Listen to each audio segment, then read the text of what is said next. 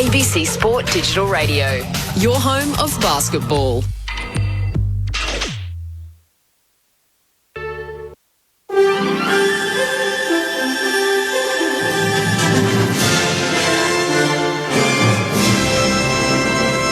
ABC News with Satyam Weinstein. A West Australian Liberal MP has resigned from the federal Senate after discovering he was a dual New Zealand citizen. Ben Small, whose father's a New Zealand-born Australian permanent resident, says he only found out yesterday that he was a citizen of New Zealand and has since renounced his citizenship. MPs are ineligible to stand for election if they have dual citizenship. The rule resulted in more than a dozen MPs being forced to resign from Parliament in 2017. Mr Small joined the Senate in 2020 and says he'll run again in next month's federal election. Ukraine President Volodymyr Zelensky says his military can't wait for weapons as it continues to fight invading Russian troops. Mr Zelensky has been critical of European nations who've not provided military support. He's also accusing those countries in the bloc that are still buying Russian oil and gas of being complicit in Moscow's actions. In an interview with the BBC, Mr Zelensky says more countries need to provide weapons immediately. Нам треба воювати сьогодні, зброю потрібна сьогодні. We need weapons today, so we can fight. We cannot wait until some country decides to give or sell us weapons. Some have still not decided on this, and we cannot wait for 2 or 3 weeks, or a month. The US government says it's working to prevent Russia from invading its sanctions imposed in response to the invasion of Ukraine. The White House has rolled out a suite of economic penalties in recent weeks, including a ban on all Russian oil and gas imports, as well as prohibiting new investment in the country. U.S. National Security Advisor Jake Sullivan says it's now trying to identify those who are dodging the sanctions in Russia and around the world. As Russia tries to adjust to the fact that it is under this massive economic pressure, what steps do they take to try to evade our sanctions, and how do we crack down on that? And I think we'll have some announcements in the next week or two. Another 34 COVID-19 deaths have been reported across the country today. 16 people died in New South Wales, where nearly 1,500 people are being treated in hospital. In Victoria and South Australia, 7 people have died, while there have been 2 deaths in Queensland. In WA, a woman in her 90s died, while a woman in her 80s has died in a Tasmanian residential aged care facility. Cases in the Northern Territory fell by more than 100, while hospitalisations remain steady. Tens of thousands of worshippers in different religions have gathered in the holy city of Jerusalem to celebrate Easter, Ramadan and Passover. The BBC's Yolanda Nell has more. Christians marking Good Friday trace the route that Jesus is believed to have taken ahead of his crucifixion. Jews pray at the Western Wall and burn unleavened bread banned during Passover, and Muslims keeping a dawn-to-dusk fast for Ramadan head to Al-Aqsa Mosque. But as so often, overlapping holidays here have raised tensions around contested holy sites. In the run-up to this sensitive period, 14 people were killed in Israeli cities by Arab citizens and Palestinians from the West Bank. Israeli security forces have shot dead more than 20 Palestinians, including those who carried out attacks or were said to be planning them. It's been another turbulent day for airline passengers across the country. Delays checking bags and clearing security were better than yesterday, but many passengers have made it to their destination today without their bags. The Transport Workers Union says that's the result of Qantas outsourcing jobs during the pandemic, but Andrew McGuinness, the Corporate Affairs Group Executive for Qantas, says a wave of COVID cases is to blame. The challenges we're seeing are chiefly due to the absenteeism associated with COVID. People either have COVID or they're a close contact, and we're seeing sick rates and absentee rates at work of around 20%. Dashcam footage has emerged of the moment a train crashed into a car stuck at a level crossing tracks in Melbourne's north. The incident occurred at the railway crossing near the intersection of Paringa Boulevard and Pascoe Vale Road about 4:30 yesterday. Police say the driver suffered a medical episode as his car drove onto the tracks and was pulled out by passers-by. Shortly before the train smashed into his car, no one was injured. And Australian golf legend Jack Newton has died at the age of 72. Newton was one of Australia's most successful golfers in the 1970s and early 80s, winning the Australian Open in 1979 and finishing second at the British Open in 1975 and the Masters in 1980. His career ended prematurely in 1983 when he lost his right arm and eye after walking into a plane's propeller. Mr. Newton's family has released a statement saying he died overnight due to health complications. They've remained remembered him as a fearless competitor and an iconic Australian. You're up to date with the very latest from ABC News. Meet Australia's mini acts. What are you doing? I'm just creating a little miniature scene in this hole in the wall. Of course. Join a shrunk-down tour I make tiny things. of Australia's history. 1916, please. From the first balloon flight to the pearling industry to the relocation of Taronga Park Zoo. How do you move a zoo? Zoo mobilists. Tiny Oz That's cool. starts this Tuesday night on ABC TV or log in to stream on ABC iView. An unbelievable true story. Low-level crooks with high-level ambitions. It was a caper, it was a farce, it was a fiasco. Fine cotton and Australia's most infamous horse race. People are going to notice a red horse at the racetrack. Bright red. The colour of a stop sign. The Ring-In, Season 1 of the ABC's new history podcast, Dig. Find it on the ABC Listen app. ABC Sport. We begin this broadcast by acknowledging the traditional custodians of the land on which this match will be played today and pay our respects to their elders past, present and emerging. We extend that respect to Aboriginal and Torres Strait Islander peoples listening. For the red and blue true believers, they've climbed out of purgatory. For Melbourne tonight, there is a brand new flag. After 57 years of pain, it's coming home. The Demons are premiers. Let's go. You don't want to miss this. The 2022 AFL Premiership season. Check this out. Now we're in business. Won't believe what you're about to witness. Hand pass to Bailey Smith. Bailey Smith, be the hero. So much to see, so much to know. 40 out. What a superstar. That is a moment of inspiration. He loves this day. He loves this stage. You better know it's the greatest show. AFL. Oh, you wouldn't believe it. Superb finish. The impossible angle. Sensational goal. And that's what brings fans through the gate. Roll up, it's time for the show. Forget everything that you know. You ain't seen nothing like this. It's impossible to resist. Pulls the trigger on goal and goes bang. To the right forward pocket. Pretty damn good. Oh, yeah. You ain't seen nothing like Here we go. We've got a game now. We are on. You want your very best players having the ball in the moments that matter. With a talk from 55. That is the cream on the cake. That is brilliant. Grandstand AFL. Grandstand AFL. Straight in front, 50 out, whacks it straight through. The captain delivers in a big moment. You are kidding me. Oh, he's a superstar. Sets his sights on goal. Johannesson leaps into the night sky and drags in the mark. How much do you want it? How much do you need it? How much do you want this? We're gonna be kidding. The 2022 AFL Premiership season. Turns and snaps. What a way to finish. Grandstand AFL. Grandstand AFL. On ABC Radio and ABC Sport Digital. For the fifth time, the AFL are staging footy on Good Friday. It's become the centrepiece of North Melbourne's fixture. Today they'll meet another 1-3 team in last year's runner-up, the Western Bulldogs, who have been wayward in recent weeks. It may be North Melbourne's marquee fixture, but are the Dogs about to use this as the stage for an advertisement to get themselves and their season back on track? It is North Melbourne and the Western Bulldogs. It's been dubbed the Good Friday Super Clash. It's the first leg of a doubleheader Friday footy in round 5. We've got the West Coast Eagles and the Swans a little later on, but the lights have been dimmed at Docklands and a joint banner is about to be run through by the two teams. It's a purple banner, which is the colour of the Good Friday Appeal, which raises money for sick children at the Royal Children's Hospital. You can donate at goodfridayappeal.com.au. And the banner is being raised just beneath us. And our broadcast box and the two teams are lined up either side.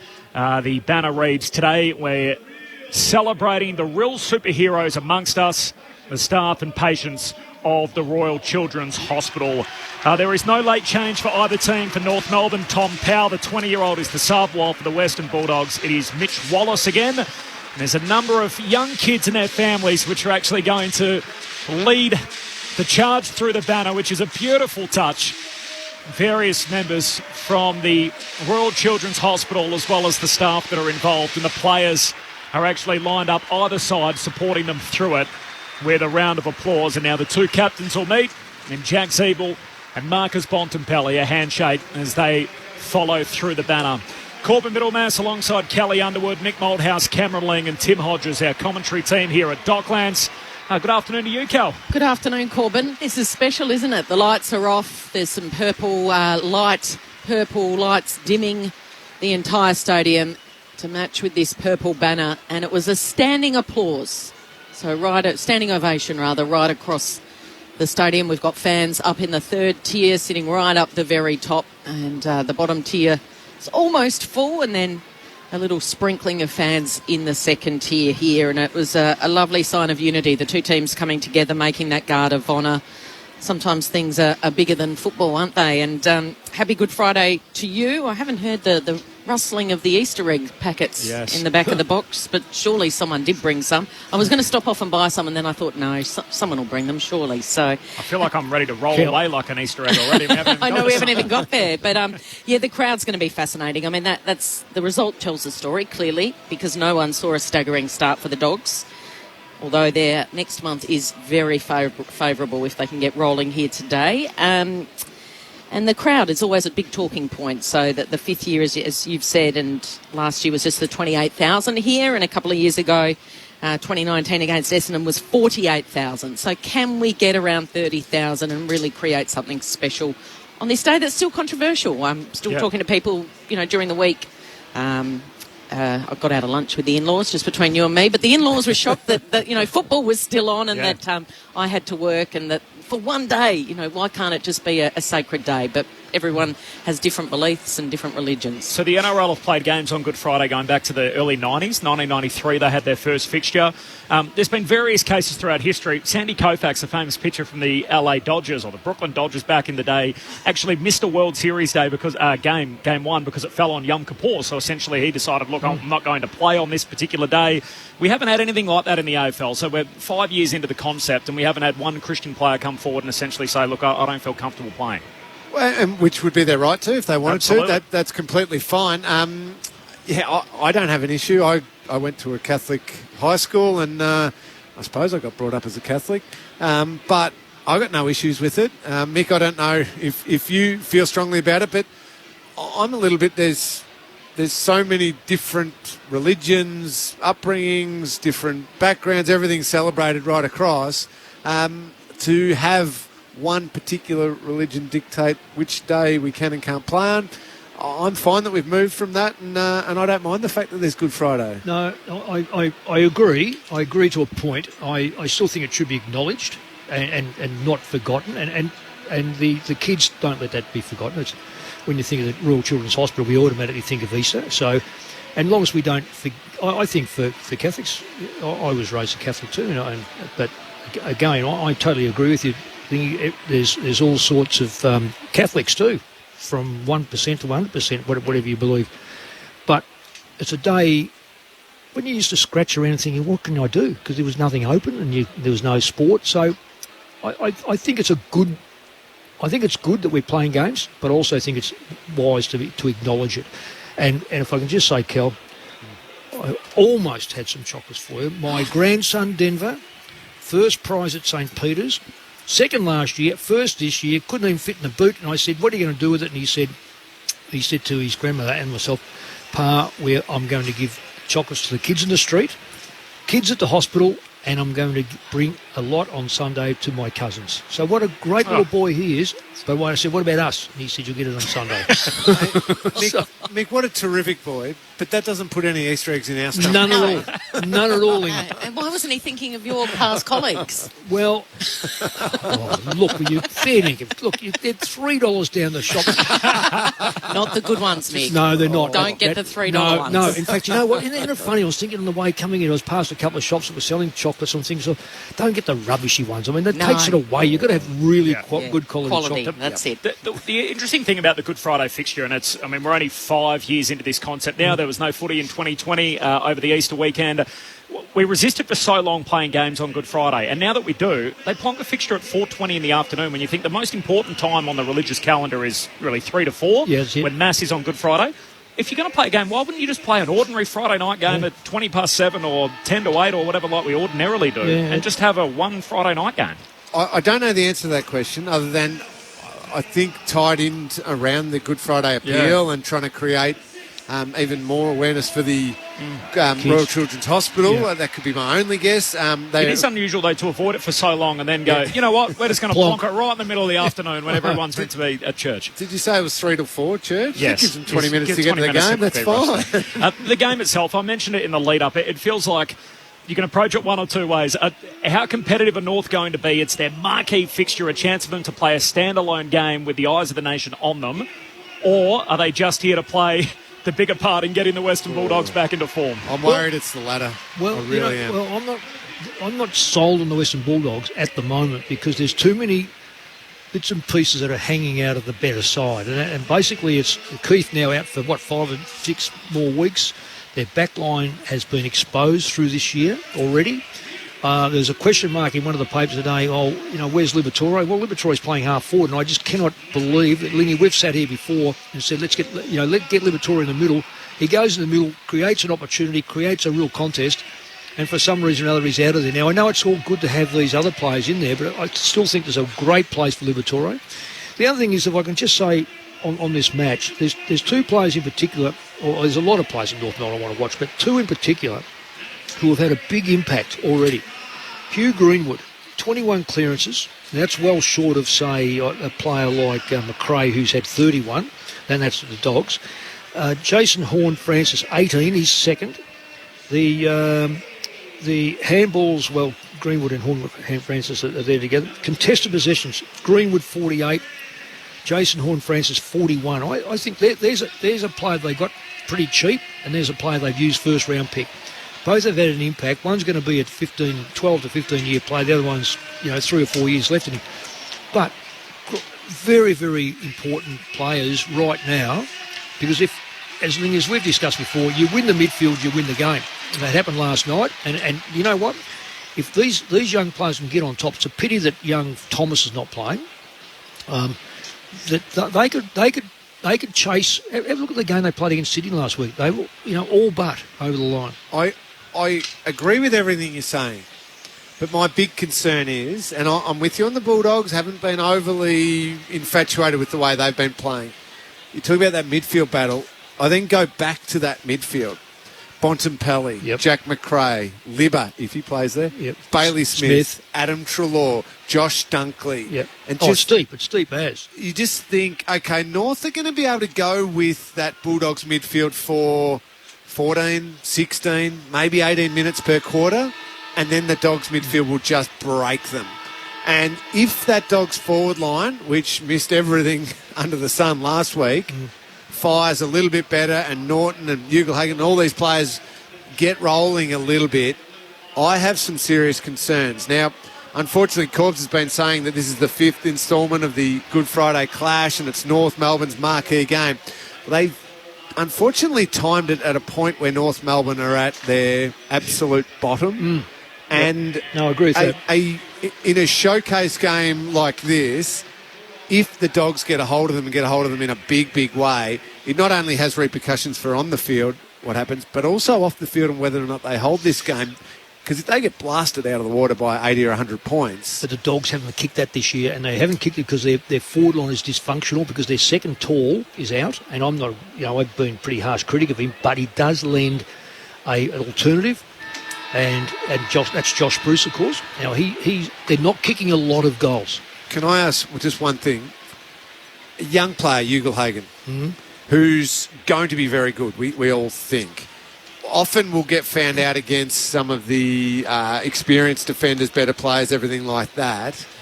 He's the type of player, though, who could have a monster against a lesser team. Well, I think he needs to.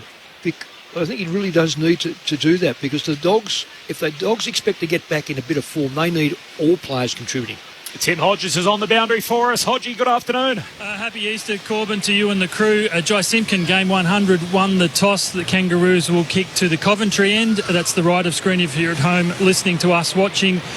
Tin rattlers, free hot cross buns, lots of kids. Great vibe for Good Friday football. North Melbourne expecting 30,000 people. I will say with the roof shut, it is stifling inside the ground. Still 26 degrees, so it's a magnificent day outside. It is a shame on a day like this that the roof is shut, but hope it's a ripper. The Super Clash, let's hope it's a super game. North Melbourne and the Western Bulldogs. You're with Kelly Underwood. Cherry's in the ruck and he got it down. Well, Francis went without it, but here's Simpkin in his 100th. The first inside 50 bounced off the chest of Zeeble, who started at full forward. He's got Williams as his opponent. That would have been the perfect start. He led out beautifully. And now a scrap across half forward. The Dogs have got the numbers. English is there, and then he's wrapped up by Perez. It's a good duel. That'll be a good duel with the rucks.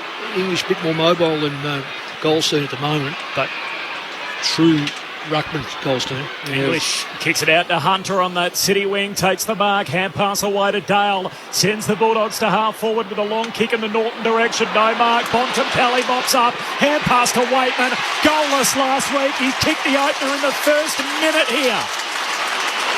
Cody Waitman with the first goal of the game, and the Western Bulldogs, the first time they touch the footy, it leads to a score. And a big one. One straight. North Melbourne yet to score 60 seconds in. Just a couple of things to back over really quickly. Jack Zeeble will be shattered because he led out beautifully on the chest, kicks the 5 last week and feeling good, and just spilt it, which you never see from him. The reason why the Dogs got the ball, watching back on replay, it was a Tim English free kick. It was for a dangerous tackle, and I know they're cracking down on those, and fair enough too. I completely support that. I didn't feel like that one was a dangerous tackle because English was standing up strong, and they almost should have called the ball up earlier, and the North Melbourne player wouldn't have had to have taken him to ground.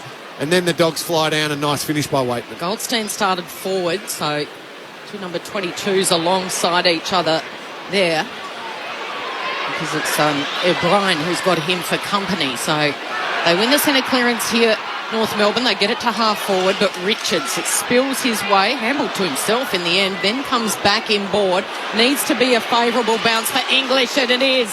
He takes off. He's got speed over Cherry, and the delivery is pinpoint. And marking on the lead in the right forward pocket at the northern end of the stadium is Norton. Well, that's the way to start, isn't it? Get you forward. You know, the good thing about Waitman, no goals last week, he crumbed beautifully in the right spot. And even there, North players were behind the Dogs players running into goal. So he's lining up for the snap across his body on the left. And he's missed. He's missed from just a few metres out. We really can't move him into that top tier of key forwards until he sorts that out. So that's 8-9 for the season, Cameron Ling. I love watching him play, but it lets him down. Here's Aaron Hall on the kick out, goes long to the wing, thumped away at the back as Gardner came over the top, down into the path of McNeil, hand pass to Bailey Smith, kicks out wide for half forward. He wanted Bontempelli and can't take the mark. He spills it out of play, so a throw in half forward for the Bulldogs. You always know Norton's going to be in the highlight package, but you'd like to see him in the goal package. Yeah, the 5 or 6 goals. Yeah, exactly. 18 goals, 43 the Bulldogs in their last 9 quarters. Of course, much spoken about during the week there, inaccuracy. And early behind to Norton from the stoppage. McRae, hand pass to McNeil, kicks into the pocket. 2 roos collide, spills to Bontempelli, who snaps but misses. Brave, just bravery. Brave by everyone. Donald just backing back into Lockie Young, the former Bulldog, and the 2 roos collided. Bontempelli's shot misses. The Bulldogs 1-2, North under siege, yet to score after 3 minutes. So Hall has clearly got the kick-in duties today, and I think Reid might win a free kick here. Rather O'Brien it is for the Bulldogs, number 22. Tim O'Brien, as I mentioned, got that match up on Goldstein, who's started up forward, goes short and wide to half forward where English marks uncontested. So a couple of kicks out from goal. Heading to the northern end. He's just going to pop it into that left forward pocket and ask them to run and jump. Bontempelli does. He got up very, very high, but he couldn't get both hands around the Sherrin, so it'll be a boundary throw-in 15 metres around from the Dogs' goal. See, Bontempelli's got his shoulder strapped. I reckon that was the injury we saw here a couple of weeks ago. And those things persist. I think his arm got shoved right back. Cherry beats Norton in the ruck, now at ground level. Here's a chance, McDonald. Handballing out and the quick kick down the line. Goldstein, can he keep it in? No, he can't. And the kick came off the boot of Bailey Scott. Just wondering whether the ruck work here, Goldstein goes in against the secondary ruck when English decides to change and see if they can get a dominance in the second ruck. There's lots of Baileys, lots of Scotts, and there's also a Bailey Scott out on the ground this afternoon as Kel just called from the boundary throw-in. Simpkins tackled, dispossessed. McNeil charging through. He can't grab it clean either. There's Horn Francis, the 18-year-old, who puts his head over the footy. McNeil wrestles it from him, and the umpire says, I'll have it, a ball up on the wing. My first chance to see him live, Corbs, Horn Francis. He's got a good build for an 18-year-old kid. The last two number one picks out there today with Jamara at one end and then Horn Francis on the ball playing mid-forward for the Roos. High kick up and down on the same spot from Treloar, rather, doesn't go very far, and a pack forms underneath all of them. Tim Hodges on the boundary. Hodgie. Corbin, we've had this for a lot of concerts, a lot of cricket games here. When the roof's shut and it's a hot day, it just bakes the roof. It's stifling inside. You see the Bulldogs right now, they're trying to run the world's longest extension cord to the bench. They're bringing the industrial fan out just because it is so hot down here. So I'm mindful that Mick will probably tease me for that. Yeah. So you never stop whinging about the weather. It is a really warm day and the clubs are just realising it now. Simpkin to Scott to McDonald on that left foot, drives it towards Goldstein. In front is O'Brien. Couldn't take the mark once the ball hits the deck. Goldstein farms out the handball, who gives it to Stevenson, but it's stolen down there by Hunter. And Hunter can work it away to Scott in that back pocket. He goes for a run on his left foot. He's driving and looking for Waitman, dropping an absolute sitter in the end. It was an uncontested mark, was Cherry, and they could make them pay here because here's a chance. Some run for Garcia. Handballs it over to Norton, all alone in the goal square. Backing back is the superstar Bontempelli, and he will never take a mark as easy as that in the goal square. And he's going to go back directly in front. Let's write it down in the notebook already. It'll be the first two to the Dogs here. One to Waitman, the other will be to Bontempelli, because inaccuracy's been an issue. But surely, Mick, the All-Australian, second in the Brownlow last year, will not miss from the top of the goal square. You're spot on, Kel. I'll tell you what, though, Kel, you were nervous. You had all your fingers crossed. I was a little nervy. It's amazing that when you commit an error, that was a marking error here on the half-back flank, and against a good side that will capitalise, because one is they've got good spread and good speed, and they also have the ability to work out where the next ball's going to go. Went to Norton then looked up, only just glanced up, and of course, by that stage, Bontempelli had decided, no, we're going to win this ball, I'm going to back off. And that's the difference between top sides and sides that want to be top sides. So the first two, Mick, go to the Doggies. 2-2-14, the North Melbourne team yet to score. Western Bulldogs by 14 points. Yeah, it was Tristan Cherry who spilt that one down here, and he just left all of his teammates out of position then. I think Mackay got to a position to be at the back, but then he got caught out. You just got to nail those moments. Dogs with the first 14 points of the game. Goldstein in a bit of ruck work for him. They're favoured by the bounce. He wins the hit out, but straight to McRae, who's locked up. We'll do it again in the centre circles. Well, that's why I reckon that Goldstein's gone in the middle. Goldie down again to Greenwood. He's kicked smothered and stolen away by Liberatore. Gets the centre clearance. Down to half forward for the Bulldogs. Nice work. Cordy traps the footy. Kicks to centre half forward. English pulled out late. Slips out the back towards Anthony Scott. His hand pass put his teammate under the pump, who's locked up straight away. And the umpire says, I'll have it. It's McRae on the bottom of all of that. And a ball up 40 out from the Dogs attacking goal. They've done all the scoring. 2-2. North yet to score. 40 it is in the ruck. Bounces around down there. McRae outnumbered. Quick chain of handballs. Bacena Valangi getting involved. Oh, Francis is gang tackled. Smith had him one side, Garcia the other. And he's caught holding, and Smith, with that very long blonde mullet, jumps to his feet and emerges with the Sherrin. Well, they put him under pressure with a hand pass, but he'll learn quickly that you've got to power through those or get rid of it very quickly.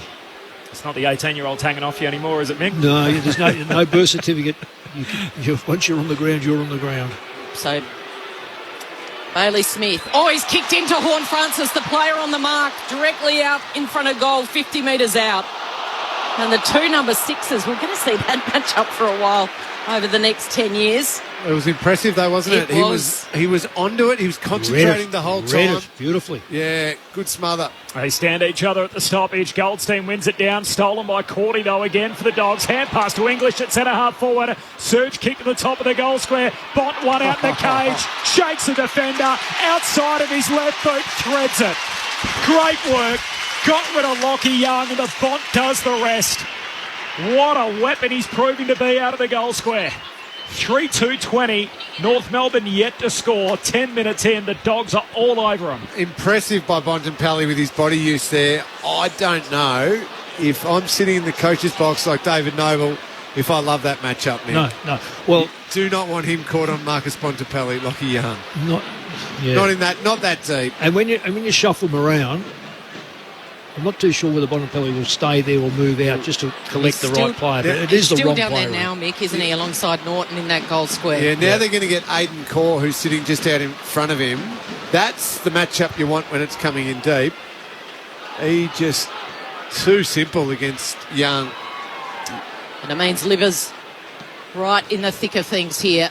Bounce down again. Horn Francis had it, lost it, flicks out to Smith. Handballs back to Liberatore, throws it on the right boot. It'll land towards Norton, who comes out. Crunched a couple of Kangaroos defenders. Going without it, a chance there for McNeil. Still the Bulldogs a chance here as it edges closer to their goal. Norton on all fours. Pushing on a couple of bodies around was Bontempelli.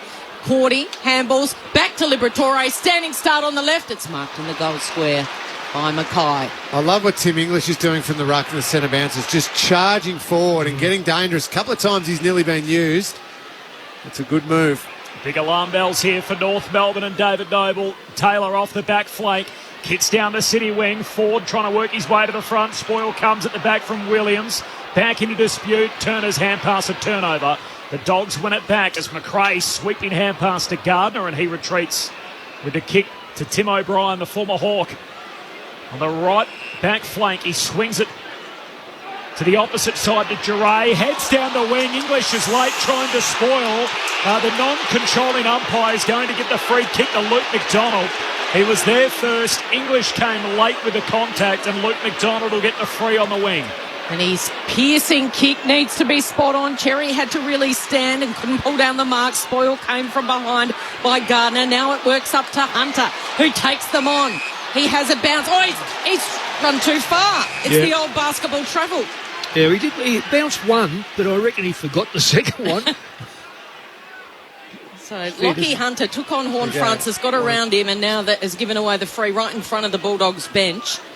Waitman looking to get back on. He kicked the opener here this afternoon. So McDonald with the free again, puts it on the left. Again, Cherry is the target down there. Dogs with the numbers, trying to bunt it towards Dale, and now Treloar fakes one way. Around the corner on the left, it was a well-weighted pass. It looked like it might hit up Cordy, but Basena-Valangi in front, just filling the hole. Waited for the contact to come from Cordy. Basena-Valangi. He loads up and goes long this time, deep into the forward 50. Larkey down there, a young kid in front. Horn Francis, the 18-year-old, takes it in front of the key forward.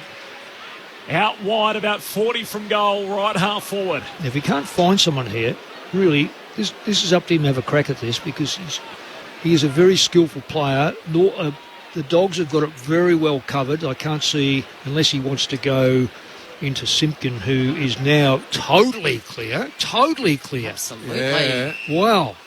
That's poor by the Dogs. He's ignored him. Horn Francis from out wide, pressed up against the fence. He's missed the whole set. Out on the full, misses to the near side. He didn't look. 20 points, the Dogs lead. North yet to score, 14 minutes in. Going straight down the corridor here. Smith's involved, and Treloar hits up a target out wide in Dunkley. He can sweep the handball to Williams, who's run all the way down the city side wing, back to Gardner, and then short. A chance for the Dogs.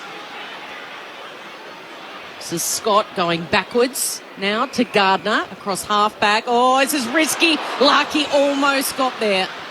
Bulldogs fans breathe a sigh of relief as O'Brien takes the mark and then flicks it with a switch kick to the Dock side wing where Duray's got it. Short to Smith. Short, sharp, working the angles, great foot skills. Treloar swings the handball out wide to Duray. Into the pocket, where's Norton? There he is, up over the top. Ugle-Hagan floated in at a 2-on-2 contest in the left forward pocket. And he went without it, and Norton, with those safe hands, made sure of it, the last man to rise in the pack. And he missed a set snap a moment ago in the right forward pocket. Now he's lining up in the left forward pocket about 25 metres out, and he's taking the traditional approach. You've got to aim this at the left goalpost. The number 33 with the headband, and that's exactly what he does, Cameron Ling. And it floats past that left goalpost, and Norton's on the board, and the Bulldogs on Good Friday, they look like they're in for the quick kill here, because that's their fourth for the afternoon, 4-2-26 after 15 minutes of play. North Melbourne yet to score in that inside 50 count, 9-5. 9-5. It's a bit harsh, that, Kel. So they just haven't made any use at all outside that one shot just here, and Simpkin was by himself by 15-20 metres for a long time. Young player Horton Francis. He will have to get a message about that, because he never swiveled his head, but they've been made pay unmercifully on the turnovers. It was too simple, wasn't it, taking it down the ground? Yep. Far too simple. First 26 points of the game, all going the way of the Bulldogs. Bounce back in the middle, Sherry into the ruck, palms it down to Simpkin, who's tackled by Dunkley. And again, another ball up inside the centre circles. And they straight away roll their winger back, North Melbourne. Will Phillips, just trying to get some protection here, but it's not working at the moment. There's Libber at the coalface again, extracts the footy, hand pass to Dunkley, out to Bailey Smith under pressure. Hand pass a turnover to Ford of the Roos. Hand pass out to Stevenson, he's tackled. Duray and Smith have got him, and they say holding the ball. Wow. Gee. I don't think he even had control of it. That was a hot whistle. And Bailey Smith goes short to Liberatore. He's had a fair bit of work on the ball here. After starting up front in the the first 4 rounds of the season, playing a lot up forward. Short kicking game to Duray. Hand pass to Daniel. He flares the kick to the wing. Here's McRae between wing and half forward. Puts it onto the chest of McNeil. And he takes the mark, 55 out at right half forward. And he's got Bontempelli and Norton as the two-headed monster deep. The forward line starts to fill up. He just lays it to the top of the goal square, and Ben Mackay, who jumped early and on the way down, takes a mark above 3 or 4 heads. Last line of defence for North Melbourne. They're up against it, the Roos. It's the Dogs by 26. He's going to be one of the best key backs in the comp. Gain some confidence. He's going to have plenty of practice, let me tell you that, to start off, but he really does hit the ball well. So Mackay went to Young, who went down the line on the City side looking for Larkey. It went over his head, and now the Dogs are able to regather. And they've got possession through English, just blossoming this year before our very eyes. Been wonderful to watch. Stephen Martin, an emergency. They were so desperate to get him in this team last year. Named as an emergency, just goes to show how well English is travelling. Short to Gardner and short to Williams, who's got it on that City wing. Back inboard, barely goes the required distance. Off to McRae, and then inside 50, pinpointing and finding Scott all by himself, and it's 50. So Scott was going back with the flight, and it was Young who's given away the 50. If the umpire look at that again, he'll realise that was, one, there was no intent. Two, it was almost part of, he just fell over. That is quite horrible decision. Let's make it 5. A handful of majors to the Bulldogs to start Good Friday. And Anthony Scott, dragged to the goal line, will not miss from there. 5-2-32, North Melbourne scoreless. It's the Dogs by 32 points. Yeah, you're going to need to see, there's the replay there. Oh, that is not 50. And the crowd's just seen it, I think. He made a tiny bit of contact, but Scott certainly made the most of it and went to ground very, very easily. He did. I don't know whether, I don't think he even put it on. I just think he was There's a little bit of momentum. A little bit of momentum, that's all. Oh, that's not what the 50 metres is about. Am I going early? They put on 167 last year to North Melbourne 39. Let's not forget Josh Bruce kicked 10. I don't think you're going early, Kel. It's got that look. English palms it down to McRae. They get another centre break. The Bulldogs kicks to half forward. Bailey Smith runs onto it, runs away from Bailey Scott against the boundary line, kicks into the pocket, past Norton. Mackay picks it up, shrugs off Jamara. Last line for the Roos. Hand pass to Botson of Valangi. He links up with Hall. Spears his kick to Simpkin at half back. Can the Roos get something going? Off on a run. 2 bounces. Kicks for Larkey. Gardner spoils, but got him over the shoulder. Free kick for Larkey in front of the interchange gates. Bulldogs with the first 32 points. North yet to score. But they've got a little bit of confidence, Corbin, on this build-up. Larkey goes short to Simpkin, who's going to kick to centre half forward. It's stolen and bunted down there by Liberatore. It's going to come back the way of Hall. Hall, they could have raffled it there. It was Ugle-Hagan and also Larkey. Both went without it, and now the Dogs jump on top. Gardner is tackled. It spills clear. O'Brien out to Dunkley. His kick was smothered. Still inside 50 here for the Roos. McRae tackle goes to ground. Somehow it gets to Daniel. And then Bailey Dale over the top. Crunch. McDonald, fierce attack on the footy. And the Bulldogs player had eyes only for the ball. It was McNeil. That's where McNeil goes over to Bailey Dale and says, mate, no more of those for the rest of the day. That's a true hospital handball. Sherry tries to win it in the ruck. He's got the free kick here. Too far out to score. Libber's the man on the mark. He's about 51 metres out. Sherry on a 45-degree angle. He's just going to lob it to the top of the goal square. They need a mark. English rises. They've all stopped. Play on advantage. Stevenson runs into an open goal. There was a free picked out. Everyone stopped, about 20 players. They all turned and looked to the umpire in the pocket. And Jaden Stevenson says, well, you're not looking at me. I'm just going to sneak in and dribble it home from a metre out. And the Roos have got their first on the board at the 21-minute mark of the opening term. 1 straight 6. They trail the Dogs 5-2-32. The margin, 26 points. Cameron Ling on Grandstand AFL. You called it well, Cal. It was a Nick Larkey free kick for a block in the marking contest, and it was definitely there and well umpired. And you're right, Jaden Stevenson. If everybody else is going to stop and you got a free path to goal, go ahead and take it and make a certainty of it. Nick Larkey might not love it, but it's a goal for the Kangas, and much needed just for any semblance of confidence and belief in what they're going to do for the rest of this game. Outside of 50, English is just getting back and just guarding that goal area so easily. English wins the hit out in the middle and a free kick for a hold. It's going to come back to Jack McRae inside the centre circles, but North with some numbers back. Another centre clearance for Footscray as he kicks inside the forward 50. McDonald back into the pack. Mark not paid, had a fair piece of it. Cause hand pass and turnover. Dogs back with it. Giray to Garcia. Kicks to the goal square. Norton leaps, no mark. Spills to Cordy. Hand pass to Dunkley. Had the blinkers on. Bailey Scott got him. Pack forms underneath all of them. Waitman throws his hands back and he'll get a free. He paddled the footy out in front, had his jumper tugged, and Waitman's going to get it 20 metres out dead in front. Well, first of all, it should have been a mark to Luke McDonald. Let's get that one out of the way for a sec, Nick. Was the free kick there, though? Well, the mark was dead set. Once you control the football, the mark's got to be paid, particularly when a player lands and it gets hit out of his hands. So they're not going to show it, unfortunately. Waitman, the Academy Awards would not be too great for him. He can earn a free kick, Cody Waitman, and he loves to cash it in. Straight through it goes, and the Dogs answer straight back. 6-2-38, North Melbourne, 1 straight 6. It's back to 32 points. 24 minutes into the opening term. He's becoming very, very popular with Western Bulldogs fans. Yes. Not so much with opposition fans, Cody Waitman. No. Is that just because he's a good player, Cameron Lee?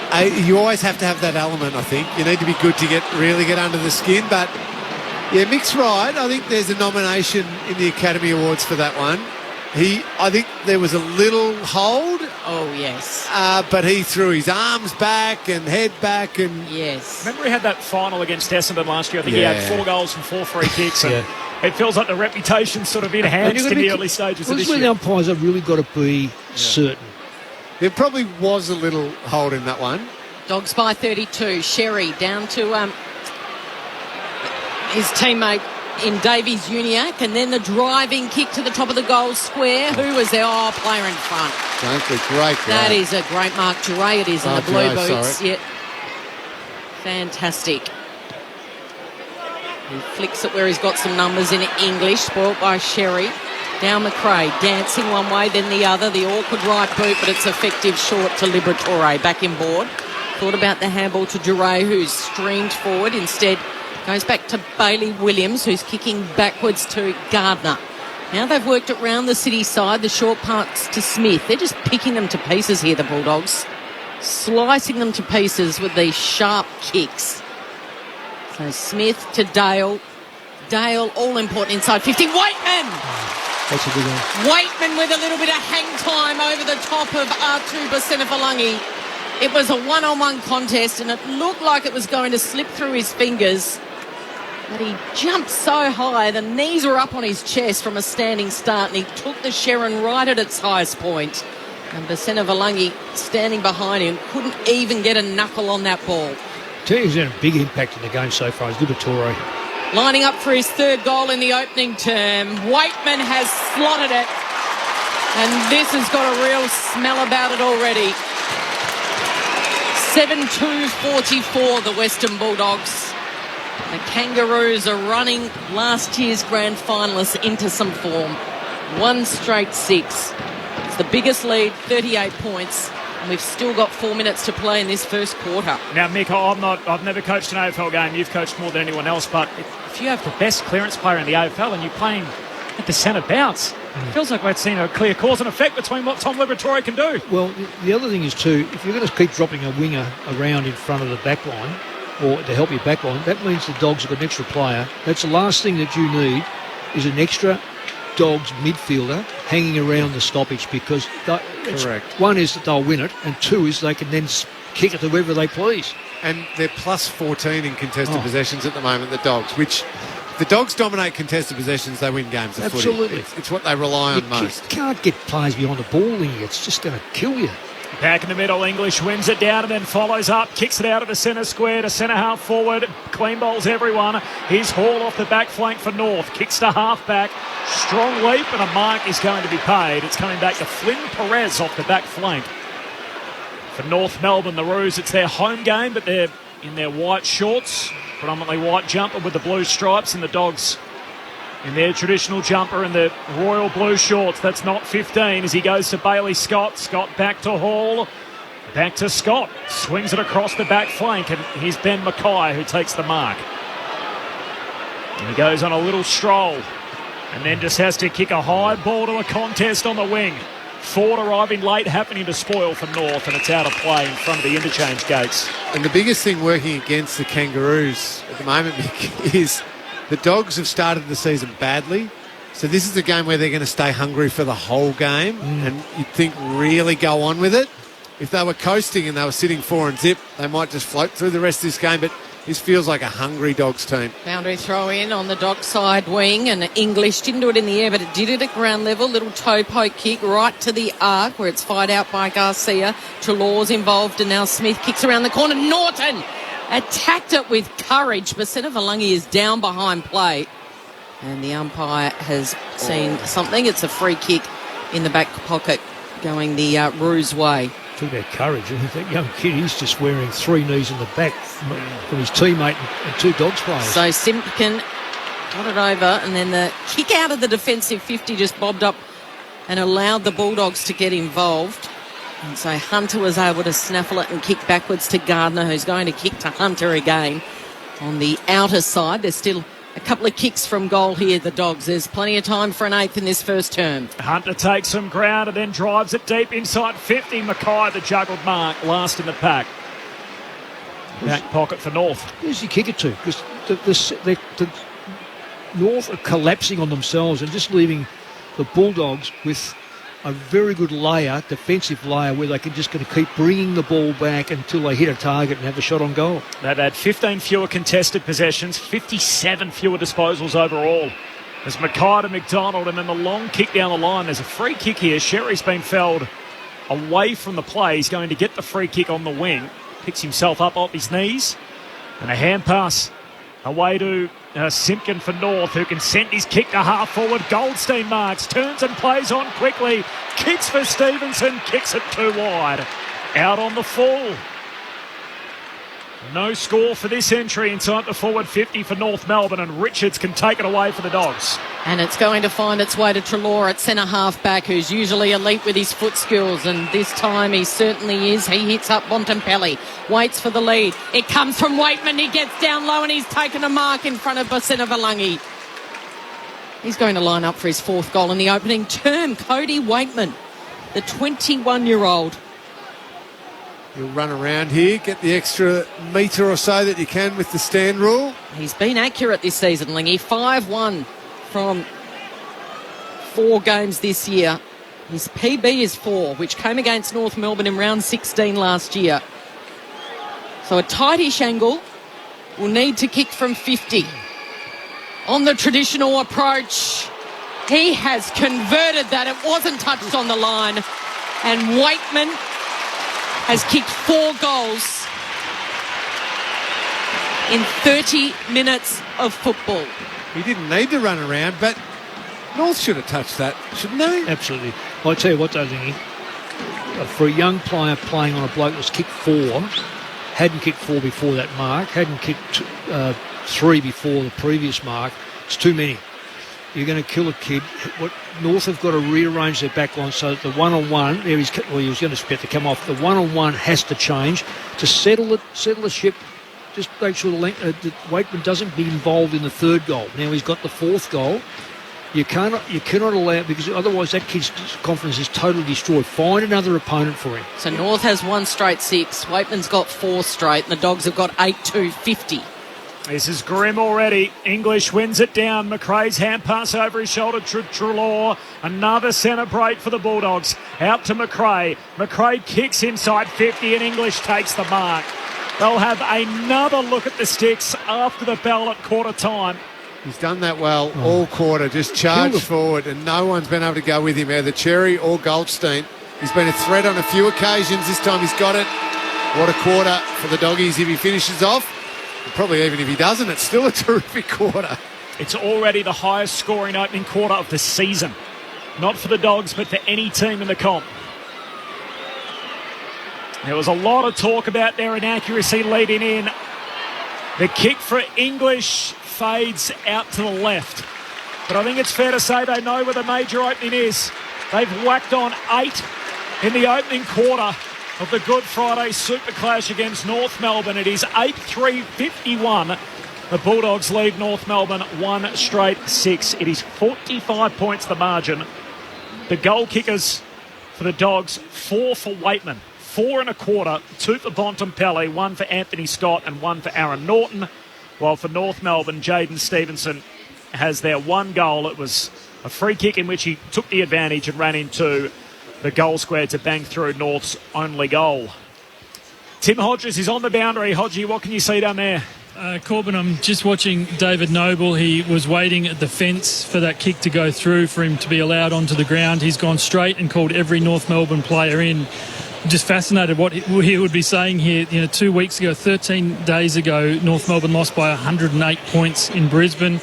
They copped a week of criticism, said the club was in crisis. They fought back bravely last week. They fell short against Sydney, but they threw everything at them, and then they dished that up in their first 30 minutes of their biggest home and away game of the year. Mick, just a penny for your thoughts. What do you think David Noble would be saying? Is he about as animated as David Noble gets right now? Well, I would go and have a look at, as a coach, you've got to examine yourself for a start off. Zeeble has played basically backline for the last couple of seasons. He kicked 5 last, had a day out. The tide turned very quickly here. The Dogs got on top really quickly, and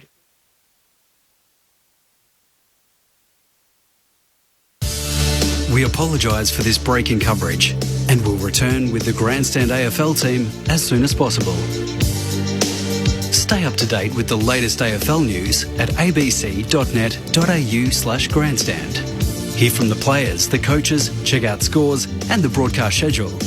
all at ABC Grandstand Online. We'll return with our coverage shortly. We are one. I grew up on a farm, Dimitri. The most important thing for me to make me happy is my family, my grandchildren, my great-grandchildren, and my car. 90 years of your stories. I'm Biase Michele. I'm proud to be 94 years young. La dolce vita, a sweet life. 90 years of the ABC. The 2022 AFL Premiership season. Grandstand AFL. On ABC Radio and ABC Sport Digital. Kicks it out to Hunter on that city wing, takes the mark, hand pass away to Dale, sends the Bulldogs to half forward with a long kick in the Norton direction, no mark, Bontempelli bops up, hand pass to Waitman, goalless last week, he kicked the opener in the first minute here. Goldstein wins it down, stolen by Cordy though again for the Dogs, hand pass to English at centre half forward, surge kick to the top of the goal square, Bont one out in the cage, shakes the defender, outside of his left boot, threads it. Great work.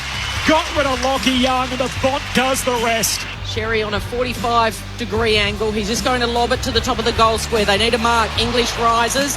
Oh, they've all stopped. Play on advantage. Stevenson runs into an open goal. Treloar at centre half back, who's usually elite with his foot skills, and this time he certainly is. He hits up Bontempelli. Waits for the lead. It comes from Waitman. He gets down low and he's taken a mark in front of Bacena Valangi. On the traditional approach, he has converted that. It wasn't touched on the line. And Waitman has kicked 4 goals. This is the 2022 AFL Premiership season. On ABC Radio and ABC Sport Digital. Sounds there in the opening quarter, the Bulldogs by 45 points. They had 59 more disposals and they had 14 more contested possessions. They lead the game 8-3 over North Melbourne, 1 straight. Mick Moldhouse and Cameron Lee. Well, funny you reel those stats off, Corb. Sometimes footy is just a really, really simple game, isn't it, Mick? If you win the ball, contested possession, so plus 14 for the Western Bulldogs. Yep. You then use it really well, use it really efficiently. 38 marks to only 16 to the North Melbourne. So 22 more marks for the Western Bulldogs. And you get the ball inside forward 50 a lot, 20 to 9. Yeah. You kick goals. 8 goals, 3, 51. Their forward line's working perfectly. So Luke Beveridge right now would be talking to his team saying, that is fantastic. That's exactly what we planned. It's exactly what we spoke about all week. Let's deliver that again. Really drive yourselves to a new standard. But on the other hand, as Tim Hodges was talking about just before the break, Mick, about what David Noble would be saying to his team, stats like that are just horrendous. It means they're not getting their knees dirty and winning the footy. It means they're letting the Bulldogs do whatever they want once they do have the footy. And good luck, you're just hanging your defenders out to dry when you let the ball get in there 20 times and very, very easily 20 times. Yeah, there's a couple of things, Lingy. One is you've got a captain sitting at full forward, not getting near the football. So introduce him to the ball. Get him either on the ball or as a back. Put him back there to be able to direct, because they've got a pretty young background. Terrence gone, so you've got basically a young backline. Secondly, the drop in behind the ball, all that does is create another opportunity for the Dogs to win the ball through the middle and then keep peppering the forward line. And because they move the ball so crisply and so beautifully, they're going to find a target. Now they've gone in there 20 times. I mean that's a record if they keep going 4 by 20. It's a great point, Mick. I'm just watching Jack Zeebles running to the goal square to start this second term, and Goldstein starting up forward as well. 2 of your best players probably for the last decade, and they're in that forward 50. Tall, and senior players who have got experience. And you're trailing by 7 goals. No, that's not... Okay, let the kids do it. No, let the adults do it. Sherry wins the hit out and then sockers it out of the centre square. Half volley pick up for O'Brien's a good one. Out of the back pocket, wins it back for the Bulldogs. Links up with Daniel, kicks a half back. Bailey Smith, who's had it on a string, a hand pass over to Bailey Dale. Breaks through a tackle, gives it to Daniel, to McRae, and they link up by hand again. Away to Giray, kicks down the wing. His kick is a turnover. And McDonald takes the intercept mark for North Melbourne. He loads up and just bangs it back in the Zeeble direction at half forward. Richard Spoils close to the boundary line. Giray thought about trying to keep it alive. He's tackled and dispossessed. The ball's out of play anyway as Jack Marnie credited with the tackle. So Zeeble hasn't had a touch yet. The others for the Dogs, Smith 11, Bailey Smith 11, McRae 10, Treloar 9, English 8. Yeah, well, Jack Zeeble will remain possessionless if he's going to stand in the goal square. Flick back in. Sherry's doing a lot of the ruck this afternoon. Juan Francis had a go at it, but Sherry's given away a free. And McRae emerges with the footy at half back. They're kicking to the southern end of the stadium in this second term to English. This is all too easy to Bailey Smith. Let's make this disposal number 12. He's going to go high. Who's going to leap? Oh, Hugo Hagen leapt. But his leap was a little too ambitious, let's just say. Too early and all in the back of Mackay. So wins the free. Just a quick hand pass. Where does it go to a player who doesn't know what to do with it? It's play on for no point and no penetration whatsoever. So the Roos have still got it. They worked it to Young. Here's Goldstein in the ruck, in the contest for the mark. It's picked up by Dale. He took off. He grubbed the kick though. Young over to Hall. Back inboard, all by hand. Getting involved, it was Greenwood. They've coughed it up because of the pressure. McNeil puts it out into space.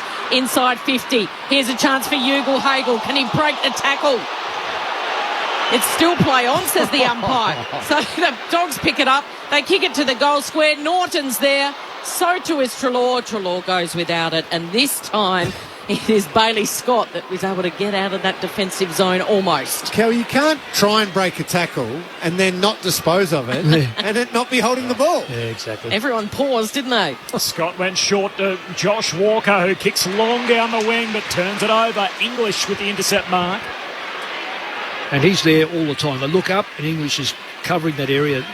North have got to transfer the ball across and just change directions but do it with speed. English for Cordy, who's up strong and marking in front of Aaron Hall. I'm not sure that's his matchup, and a free kick. Oh, no, not a free kick, but a set shot coming up for Zane Cordy.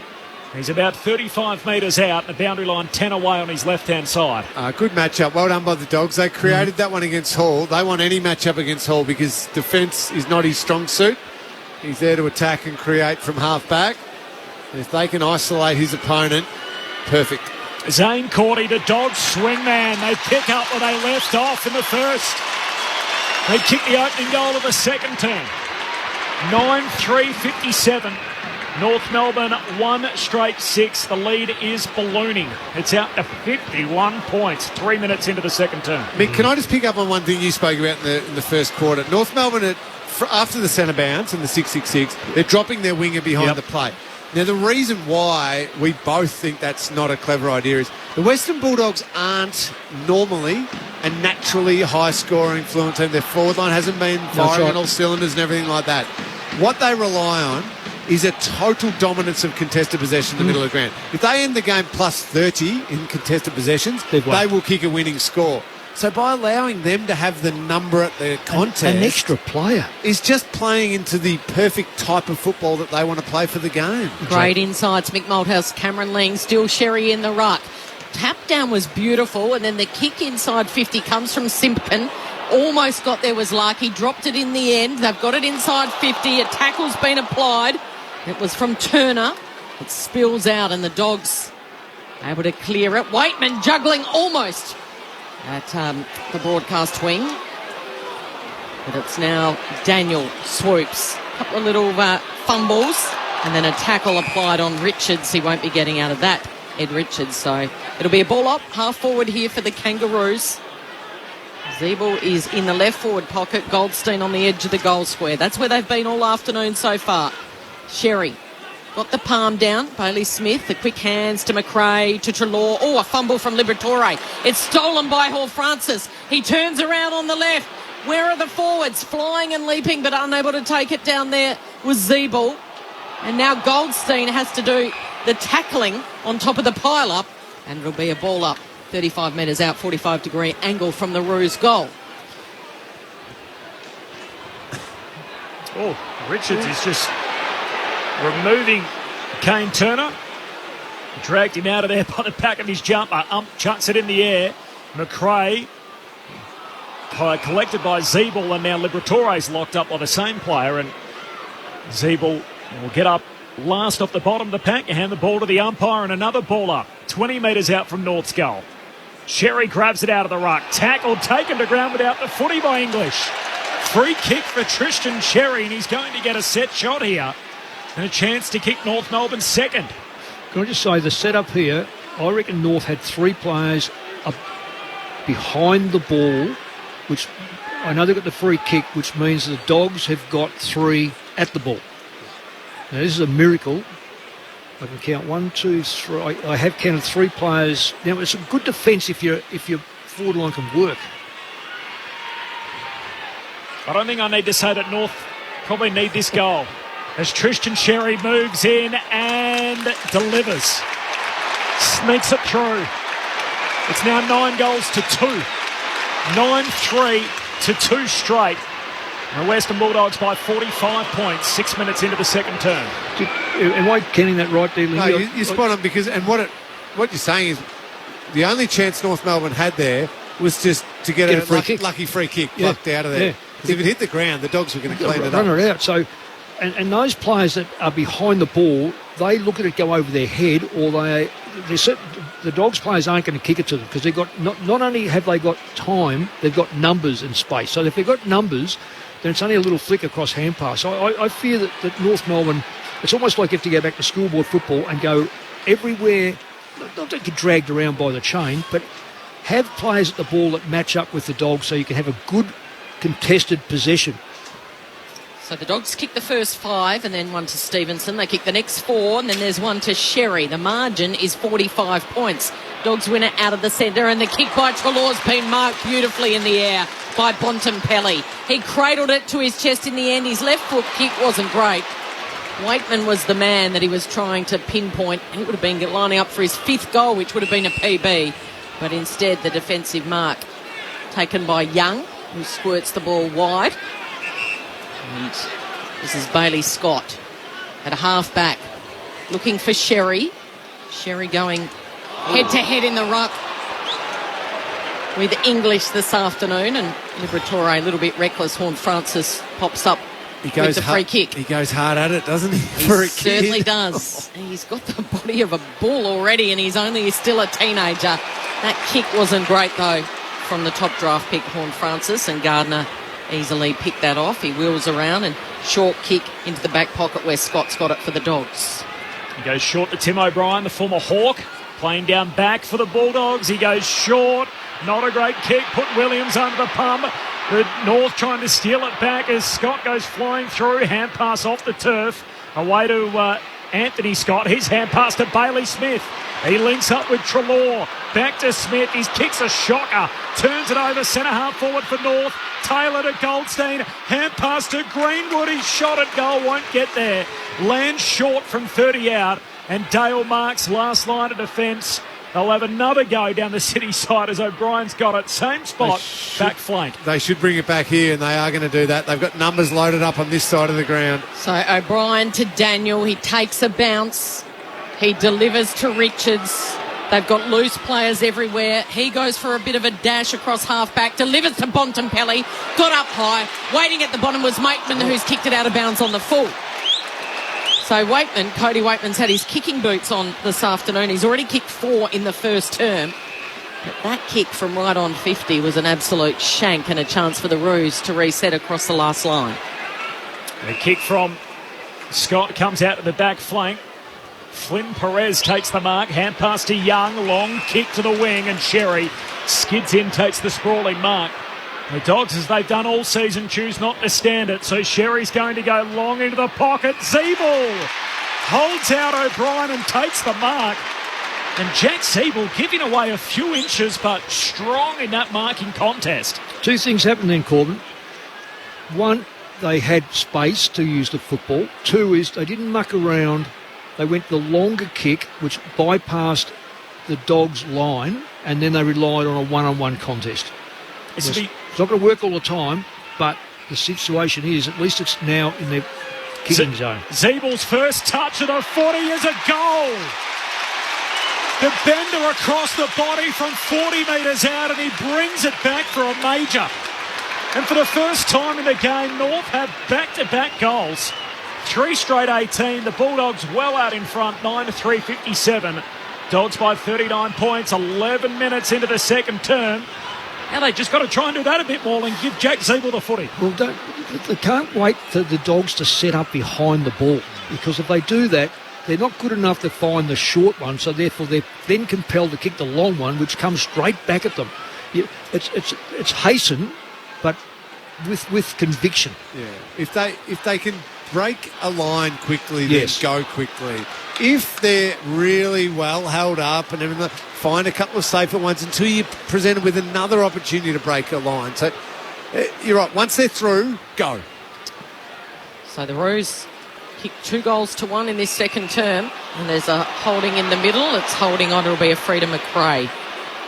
So he keeps it low, just dabs that ball on the half volley. Was Ugle-Hagan. He's tackled by Hall. It won't be coming out of there. Margin is 39 points. The Bulldogs lead it. Has Ugle-Hagan had a touch yet? I'm not 100% sure he has. Flick back up, 40 metres out directly in front. Sherry gave it to Davies Uniacke, and then the kick into the centre square.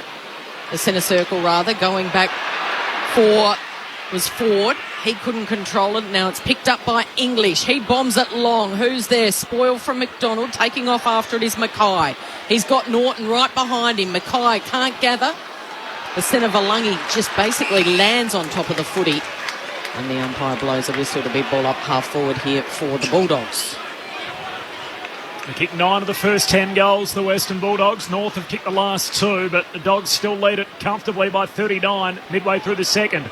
From the stoppage, Scott for North Melbourne, the 1-2 with Sherry. Davies Uniacke, hand pass away to Mackay, just bangs it high and long out of the defensive arc.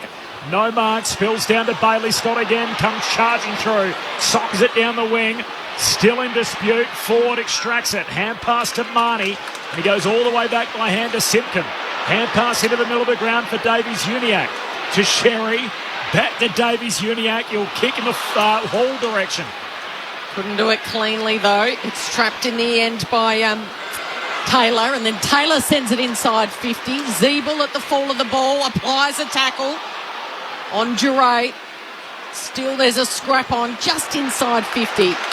And on top of that pile-up is Jaden Stevenson. There's warm applause from the North Melbourne cheer squad, only about 30 metres around. They're sitting at behind the northern goals where the Roos are kicking for goal in this second term, and just trying to encourage their players who are out of sorts. So back underway in the defensive 50 for the Dogs, and the high kick off Hunter is punched over by Bontempelli. Hence the warm applause for the Bont. He's got a couple kicked in that first term. So boundary throw in, outer side. Healthy crowd in for this one. Sherry and Cordy. Cordy gets in front position, and then he applies the tackle on Davies Uniacke, who's lifted in this second term, trying to get more involved. Core was in there, fires out the handball. Here's a chance for Hall. They work their way through traffic well. Simpkin back to Stevenson, who could have given the handball to Basena Valangi. Instead, he went the kick, and they might have coughed it up here, although they've won a free kick. Kane Turner wins it against Duray. Turner wants to move it quickly from 50 out. He's looking for Ziebell in the pocket. Down there is Larkey. He's able to get the hands free over the top. And a swinging kick at goal was fantastic from Eddie Ford.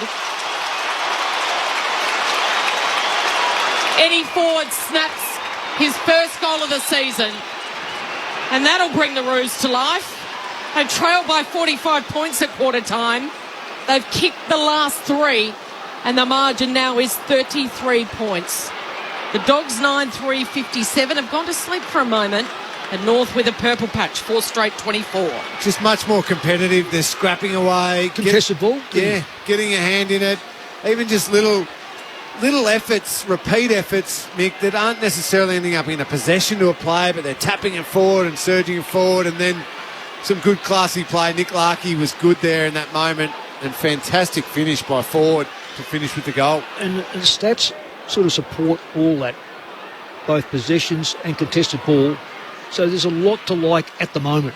Contested ball back even in the quarter almost, and plus 16 disposal-wise North Melbourne's way, 58-42.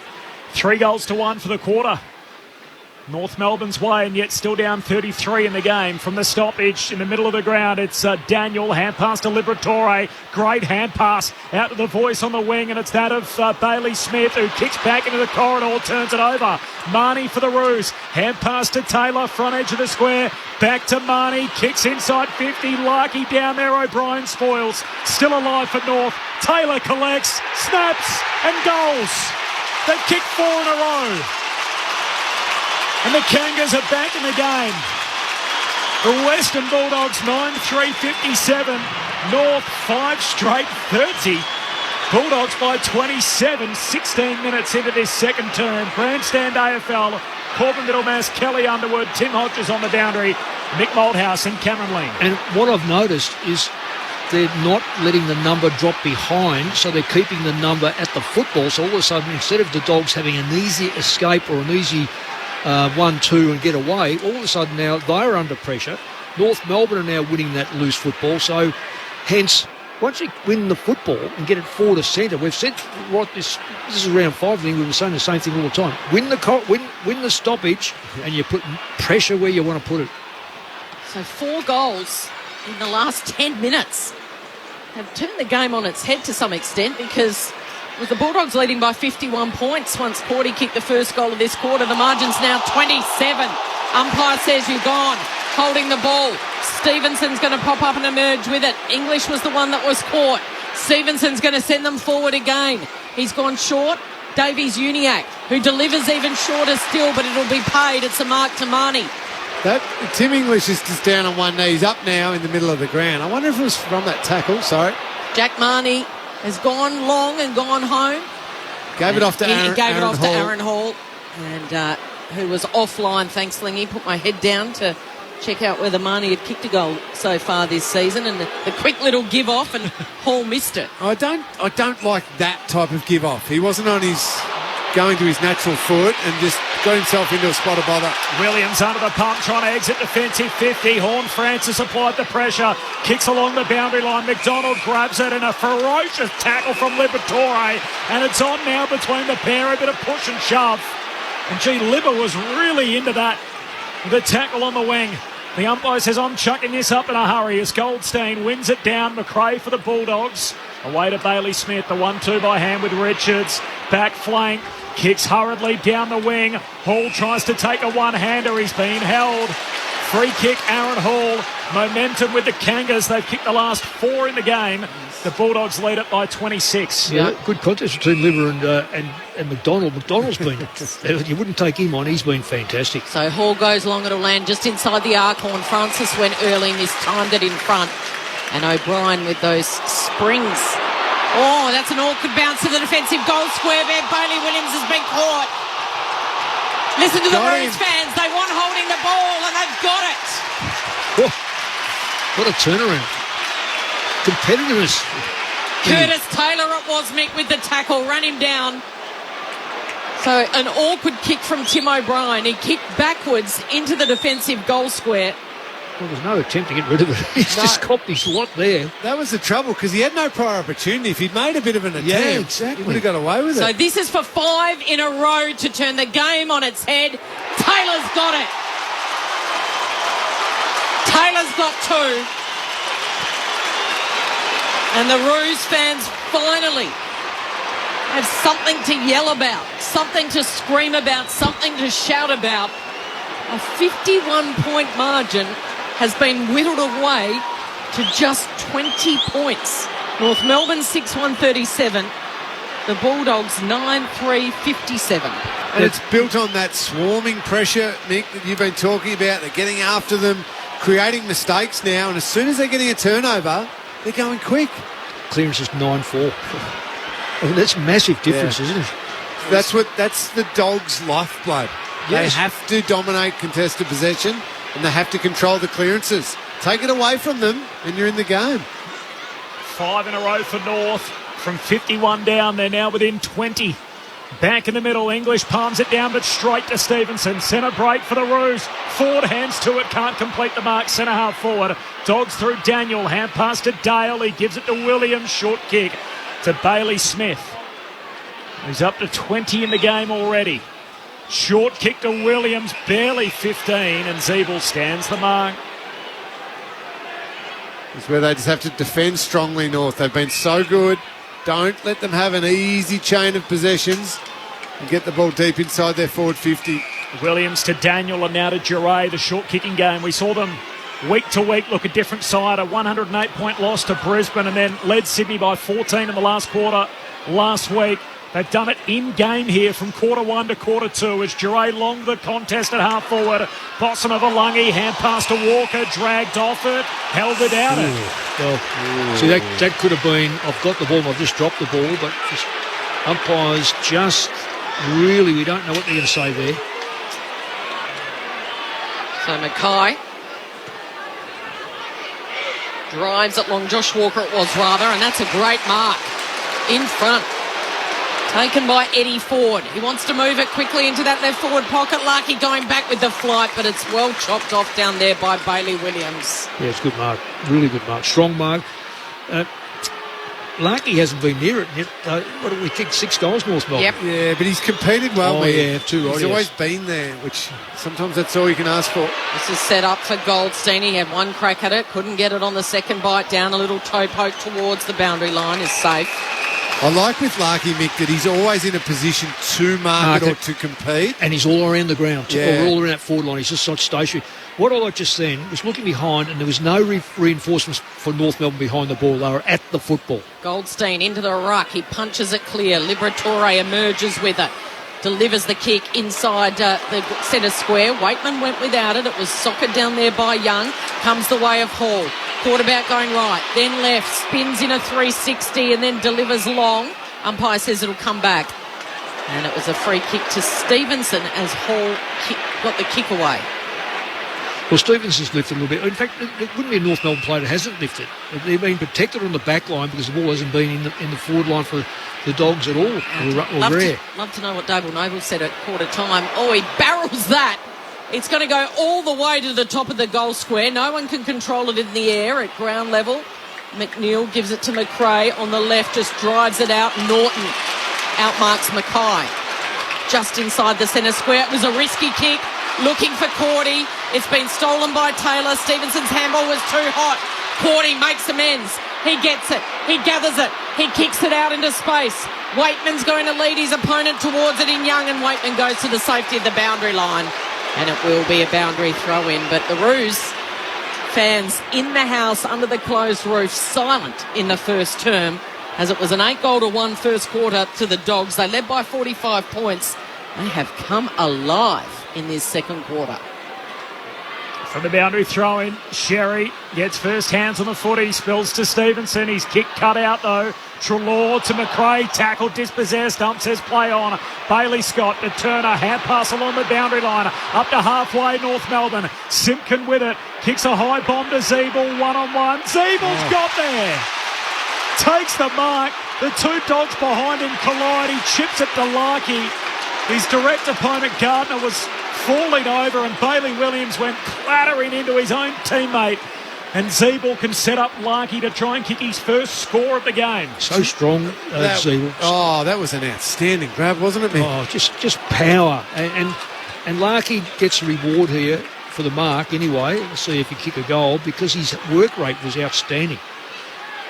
Kicked 6 last time on this ground against the Eagles. Nick Larkey, sharp angle, hits the post. Inside of the left-hand goal post, and a minor score. It's been all North Melbourne in the last 20 minutes. The Dogs are 9-3. They kicked 9 of the first 10. North are 6-2. Bulldogs by 19 points, 25 minutes into the second. Dale goes around the city side on the kick-in to Duray. They'll be disappointed with that, North, because they've been one-on-one, and that's what's created the turnovers. They just took their foot off the accelerator and allowed the Dogs to get out of that forward half. Kick to McRae, who goes long down the line. Fly from Ugle-Hagan, but in front Norton claims it. The double grabber. Puts his hand up to say, let's slow it down. Because the last 5 goals have gone to North Melbourne, although the Dogs do lead it by 19 points. Norton brought it, kick towards Treloar, who then Got the kick off to Dale, brings it back inboard, and that's a little lucky because I think the target was not meant to be Cordy, but Cordy playing out in front of Core slides in and takes the mark. But impressive, Cordy, on that forward line because he's a competitor.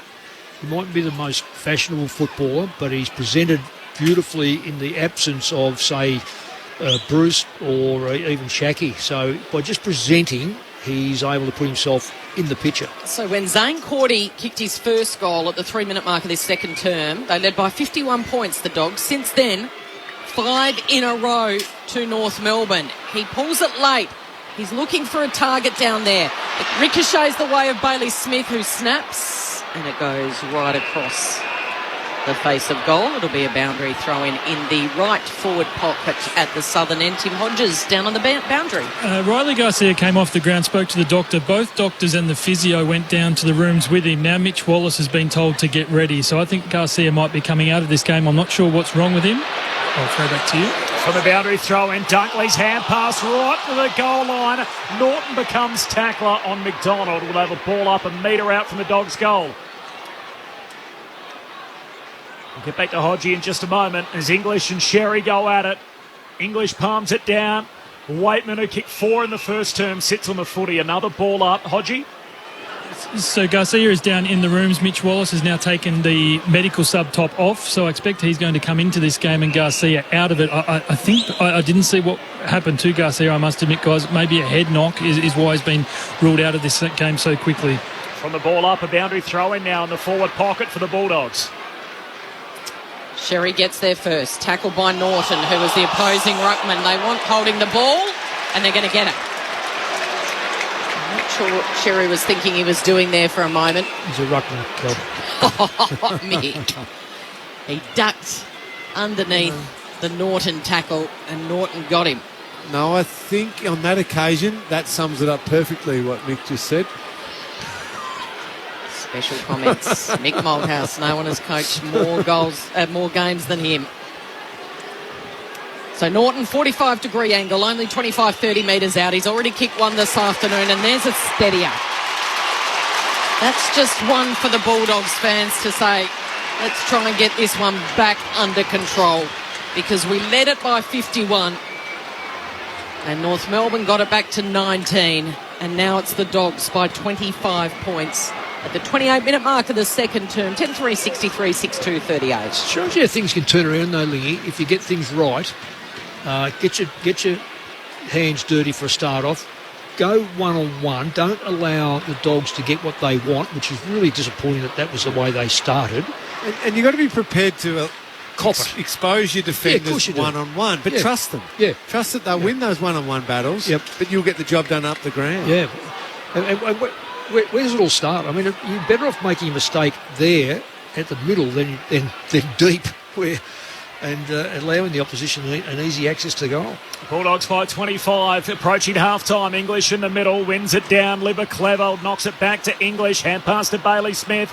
Back to Libba, hands it out to Hunter on the wing. Looks inside 50. Norton down there with Mackay, slips past both of them. Hall keeps it alive. His hand pass is knocked down by Norton and bounces through for a rush behind. Oh, Hall maybe he went at his hammy then a little bit, did he? He's pretty slow to get up, Lingy. That's a good spot. He's still on his knees, Aaron Hall, next to the behind post. I hope not for his sake. I've got a funny feeling that you're right. He just kind of, as the telltale of the little grab at the back. Oh, from little grab to almost a big grab on the outer side, and the quick turnover here by the Bulldogs. It comes back inboard. Norton goes without it.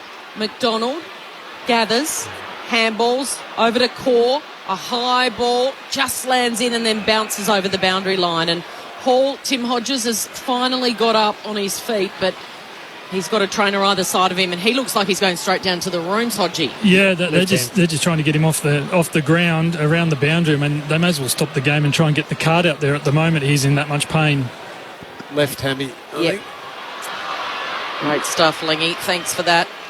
Meanwhile, back under play here. Here's the ruse.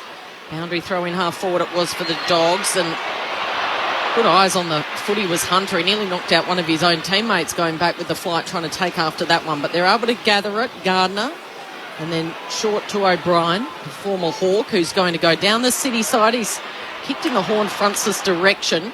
Clever handball down there from the Kangaroos to keep it in play. And now a scrap on the outer wing. The umpire says no, it'll be a ball up. Can I just check one thing? Hall's got to get all the way back to the interchange before they can replace him. Yeah. Yes. Is that right? Well, they're one man short, so... And that's because he's exited over the boundary line, not through the interchange They've gates? sent Josh Walker on, which now means Hall can't return to the game at all, which he's probably not going to. It's a shame for Hall. It did take a little while to get that message through that he was over the boundary line, and I think him and the trainer thought that the rotation had already been made, but they were operating with just 17 for a while. Hodgie, what can you see down there as Aaron Hall makes his way round? Just a really nice moment. Boomer Harvey, the runner for the Kangaroos, just told all the North Melbourne bench players to get down there and pat him on the backside, so they all went down. I don't think it's helping Aaron Hall, who is hobbling as badly. That must be a really bad hamstring. You worry about him. He's made it all the way back to the Bulldogs bench now, and I hope they just take him down the back way, which they're going to. So, yeah, he is in a bad way, and some scans will show just how long he's out for. But the most important thing now for North Melbourne, Tom Powell comes into the game, so both medical substitutions have been made in the last 5 minutes. Riley Garcia out for the Dogs, Mitch Wallace in, and Powell in for the Roos with that Hall hamstring. You mentioned Garcia. That's not a great result. He missed his entire first season with a torn ACL, and then didn't play until I think he got concussed. He did. Yeah, in his first game last year. On debut, yeah. First few minutes. He only played 9 games last year, and so if that's a second concussion in really his first appearances in the last 2 seasons, that's a shocking start. ACL year 1, concussed first game of his career, and now concussed game 1 that he's played in 2022. Fascinating quarter of footy. I don't think we're expecting that at quarter time when the Bulldogs led by 45 points. They kicked the first goal of the second term to lead by 51. And then North Melbourne rattled off the next 5 completely against the trend to draw within 20. And Aaron Norton just levelled up before the bell to give the Dogs a 26-point lead at half-time. It's the Bulldogs 10-4-64, North Melbourne 6-2-38. The goal kickers, Waitman kicked 4. They all came in the opening quarter. 2 for the Bont, 2 for Norton, and 1 for Zane Cordy. Meanwhile, for North Melbourne, 2 for Curtis Taylor, 1 for Stevenson, Zeeble, Sherry and Ford. So at half-time, it's 10-6, a 26-point lead for the Bulldogs. Cameron Ling and Mick Moldhouse with their take on that opening half of footy. Really impressed that North Melbourne were able to flip that game around, Mick, because it had blowout written all over it. The way that the game was going, the way the Dogs were playing, how super poor North Melbourne were in that first quarter. It was part intent and harassing and work around the contest, part structural though, Mick, and you identified this really early on, and I'm shocked David Noble went down this path as much as you are, that it wasn't actually allowing the North Melbourne players the best opportunity to succeed in that first quarter, because they were outnumbered around the contest at the stoppages in the middle of the ground, which is where the Bulldogs are at their strongest, gave them an extra number where they could be even stronger, and then it was just hold on for dear life. To his credit, he flipped it after quarter time, but they've set themselves a long way back by getting that tactic, that strategy so wrong from the start of the game. Well, not only that, Liam, what it does, if you happen to clear the football, and the clearances weren't a great, it wasn't massively different, you're kicking it to 5v6, and the Dogs eat that up because Daniel or Dale will be the ones that end up being the loose player, creative, and then they flip over the top of the player who's already an extra for North Melbourne, then it just opens up. So, look, there are times to do it. I'm saying right now that we don't know everything up here, but the thing is there is a very good time to do it, but there's also... What you're effectively saying by doing it, you're saying we're not good enough and we're going to plug some holes and limit the damage.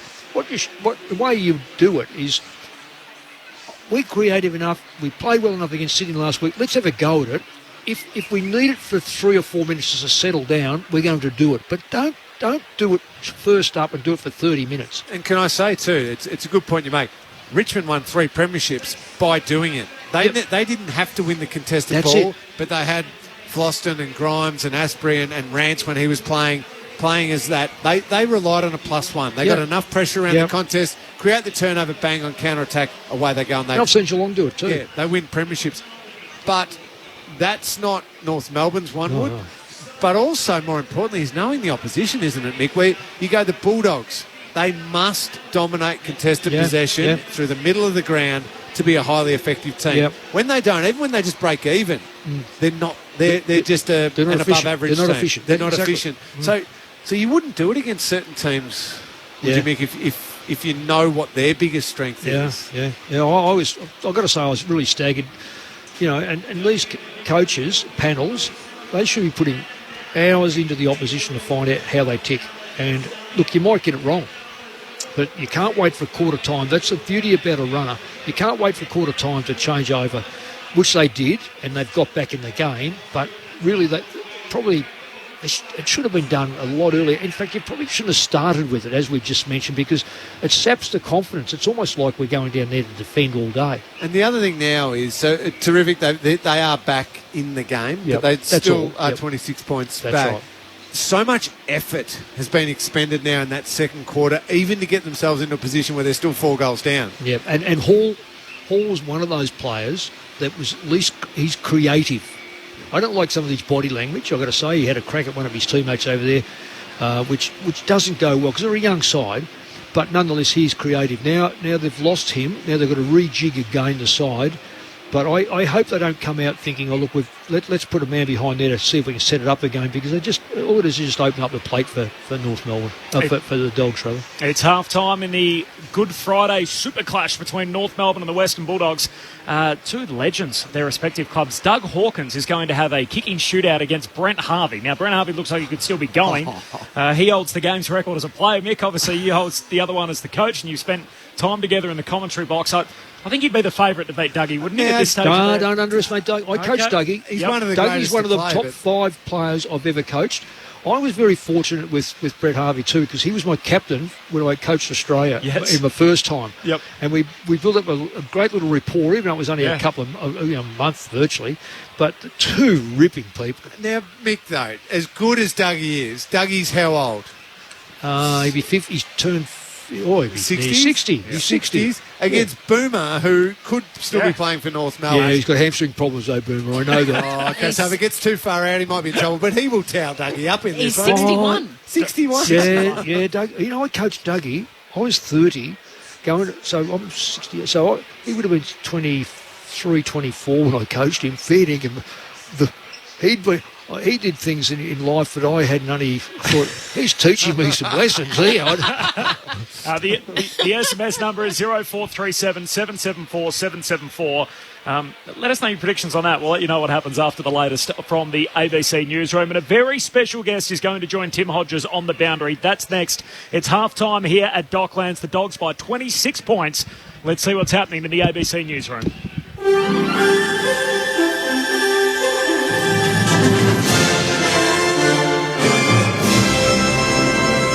ABC News with Satyam Weinstein. Employment Minister Stuart Roberts says the coalition is waiting for bipartisan support to revive plans to establish a national anti-corruption commission. The Prime Minister took the promise to the last election but has never introduced legislation to Parliament to establish the Commonwealth Integrity Commission. Scott Morrison says he'll introduce the bill if Labor gives the policy its express support beforehand, something the party says it won't do because it's concerned the model is too weak and secretive. Mr Roberts told Channel 9 the coalition did not break its promises. We do stand on our promises. In terms of the Anti-Corruption Commission, we put a bill forward. We tabled it in the Parliament. We looked for bipartisan support in the same way. Why wasn't there a vote then? We're looking for bipartisanship. Mental health professionals say insecure work is causing stress and anxiety for a growing percentage of Australia's employees. The latest unemployment figures show just 4% of Australians are out of work, but the Australian Council of Trade Unions says half of all the jobs created since March 2020 have been contract or casual positions. Clinical psychologist Ros Knight says the instability of many jobs is causing mental health worries. There's lots and lots of complexities to this issue, but if anxiety is about control and perceived threat, if your job is casualised, if it's a yearly contract, then all the time there is this perceived threat that you won't be able to potentially make ends meet The US has described the sinking of the flagship of Russia's Black Sea Fleet as a big blow to Moscow's navy. Here's the BBC's Dan Johnson. Russia says the cruiser sank in rough seas as it was being towed to port after a fire on board left it severely damaged and forced the crew to abandon ship. Ukraine claims the Moskva went down after being hit by its missiles. Either way, it's a major loss for the Russians and a propaganda victory for the Ukrainians. The image of the flagship of Russia's Black Sea Fleet being told to go away by Ukrainian soldiers at the start of the war made it onto billboards and postage stamps. The fact it now lies at the bottom of the Black Sea is being described as a big blow for the Russian Navy, which hasn't lost a ship so big and powerful for many decades. Bushfires in the US state of New Mexico have killed 2 people as the blazes intensify in the drought-stricken southwest of the country. Fire crews found the remains of an elderly couple near their burnt-out home near the town of Ruidoso. Authorities have told more than 4,000 residents in the area to evacuate. South Australia's recorded 7 COVID-related deaths in the past 24 hours, with new cases tipping just over 4,000. Hospitalisations have fallen, with 209 people suffering from the virus in hospital. 11 people are in intensive care. 1 person's on a ventilator. It comes as the state drops its mask mandate in most indoor settings this morning. Queensland's recorded more than 6,500 new cases of COVID and 2 more people have died. There are currently 574 people with the virus being treated in hospitals across the state, including 21 in ICU. Queensland has more than 51,000 active cases. Health workers are calling for planned cuts to a support service for vulnerable Aboriginal patients to be reconsidered. The Marabina program helps connect chronically ill people from Western New South Wales with specialist care, but only has funding until December. Donna Jeffries from the program says it's a blow to her staff and the local Aboriginal communities. Everybody is just absolutely disappointed. I don't know, we're at the knees, I guess, of the funding body, and hopefully, some common sense might prevail and they might look at trying to enhance our program rather than dismantle it altogether. Some passengers already plagued by delays checking in and clearing airport security today are now dealing with lost bags. A number of flights have left with no bags on board, others only half loaded. The Transport Workers Union says it's the result of Qantas outsourcing jobs during the pandemic. But Andrew McGuinness, the Corporate Affairs Group Executive for Qantas, says a wave of COVID cases is to blame. So it's very difficult to plan for that. It's completely irrelevant who someone's employer is or whether it's insourced or outsourced. You're going to have that problem regardless. And companies across Australia are having that problem. Cafes and restaurants this weekend are having that problem. So it's nothing to do with outsourcing and everything to do with COVID. A man in Melbourne's north has had to be pulled out of his car moments before a train ploughed into it yesterday. Emergency services were called to the railway crossing after the man suffered a medical episode and drove his car onto the tracks. No one was injured during the incident. ABC News. You can get more news from our website at abc.net.au/news. An unbelievable true story. Low-level crooks with high-level ambitions. It was a caper, it was a farce, it was a fiasco.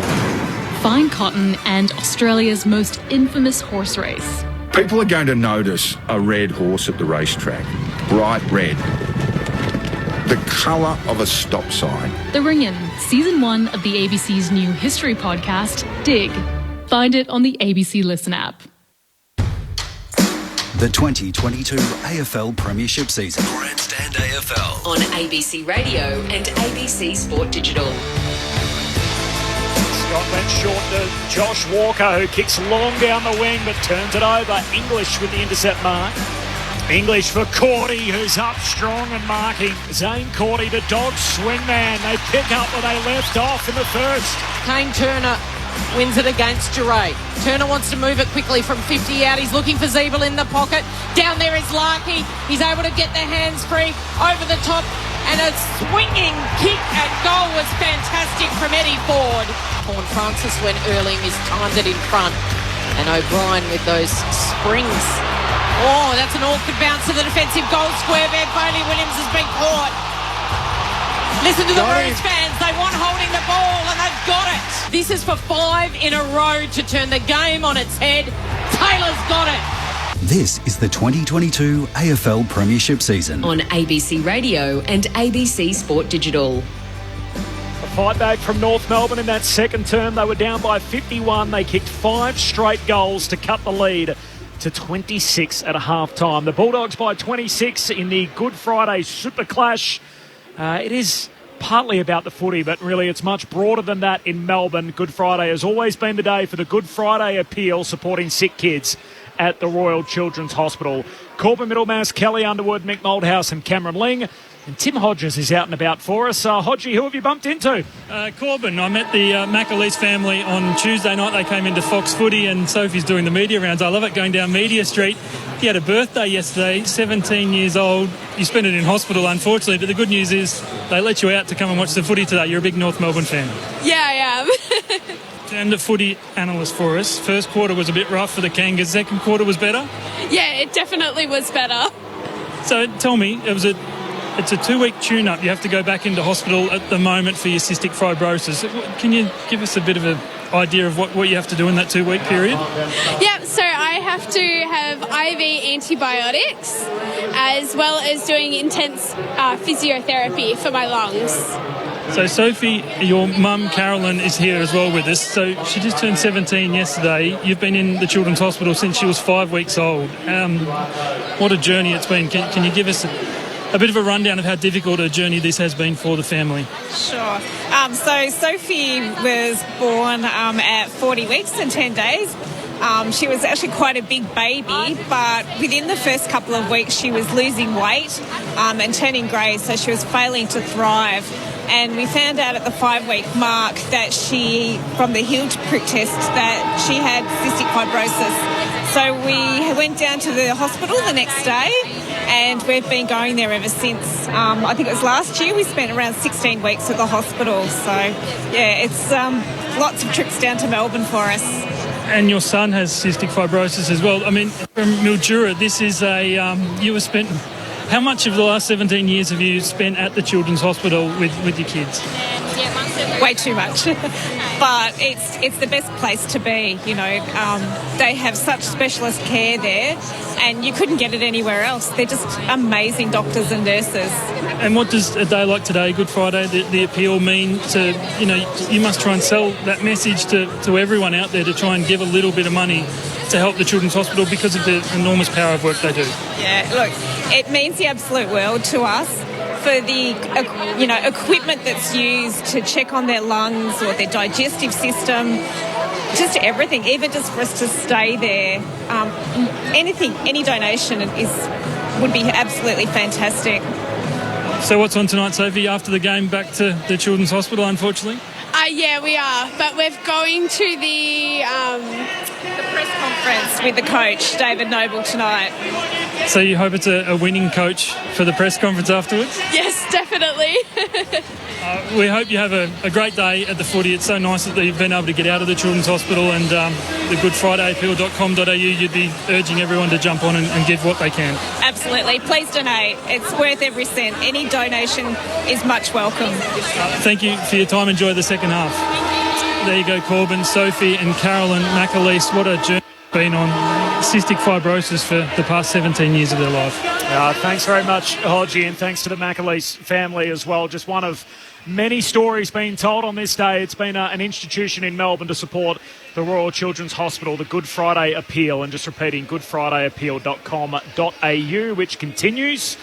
And this is the Good Friday Super Clash, which is now in its 5th year. North Melbourne and the Western Bulldogs in the second half action is coming up in a few moments' time. The Bulldogs 10-4-64, North Melbourne 6-2-38, so a 26-point margin at half-time. So, third quarter, I look at this and think, okay, both teams. North Melbourne, they've just got to fight and scrap and do everything they possibly can, which got them back into the game, and just keep hanging in there. But don't think about the Western Bulldogs. If they're last year's beaten grand finalists and they're going to be a top 2, top 4 team again this year, and they really want to be taken seriously, they go, okay, North threw a bit at us this quarter, but they go ahead now and just blast North Melbourne out of the water again. If they're a really genuinely top-tier team, they smash North from here.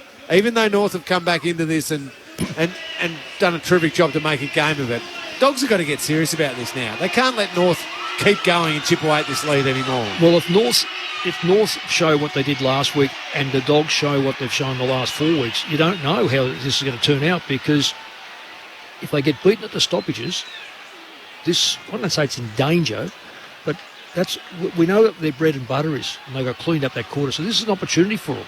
For North, but the Dogs, for the Dogs. The Dogs are going to make a statement. That's what I mean. That's for the Dogs. You're not going to get anywhere near us from now. North have won only one second-half quarter so far this year. The Dogs have only won 2, so both teams have struggled after half-time so far in season 2022. The Bulldogs by 26 points, second-half action upon us. Kelly Underwood. First quarter was a training drill. Second quarter was an enthralling contest. What do we get in this third? The bounce is perfect under the closed roof. Sherry goes at it. He's given it straight to McRae. Sherry tackles him. Greenwood fumbles. Get it to Simpkin. On the back of the centre circle, he kicks inside 50 off hands. It lands the way of Richards, who steadies and hits up Scott. He goes short to Treloar. And then short to Bontempelli, who's got it right in front of the Dogs bench. Down there is McNeil getting his hamstrings worked on. And that's a lovely mark taken by Dunkley in the pack. He feeds out the handball to Duray. Go inside 50 for the first time in this second half. Ball spills at the back. Young's onto it to Mackay in the back pocket. He handballs to the standing Sherry, who was just about out of the boundary. And they might have mucked it up here, the Kangaroos, because pouncing on it's Duray. Gives it off to McRae. Turns around and hits up Mitch Wallace. It was Duray to McRae and then Mitch Wallace on the lead. And this is the first minute of play for Mitch Wallace, who was started as the sub. He's been injected into the action at the expense of Garcia. Just not enough class by North to clear that ball. They had enough possessions, but the ball kept on falling to a player who couldn't use it correctly. So tight angle for Mitch Wallace, left forward pocket at the northern end, but he's on the right side for a right footer and he threads it from there. His first touch is a major. He gets his second goal for this year. And after spending the first half on the bench, he's had an impact in the first minute.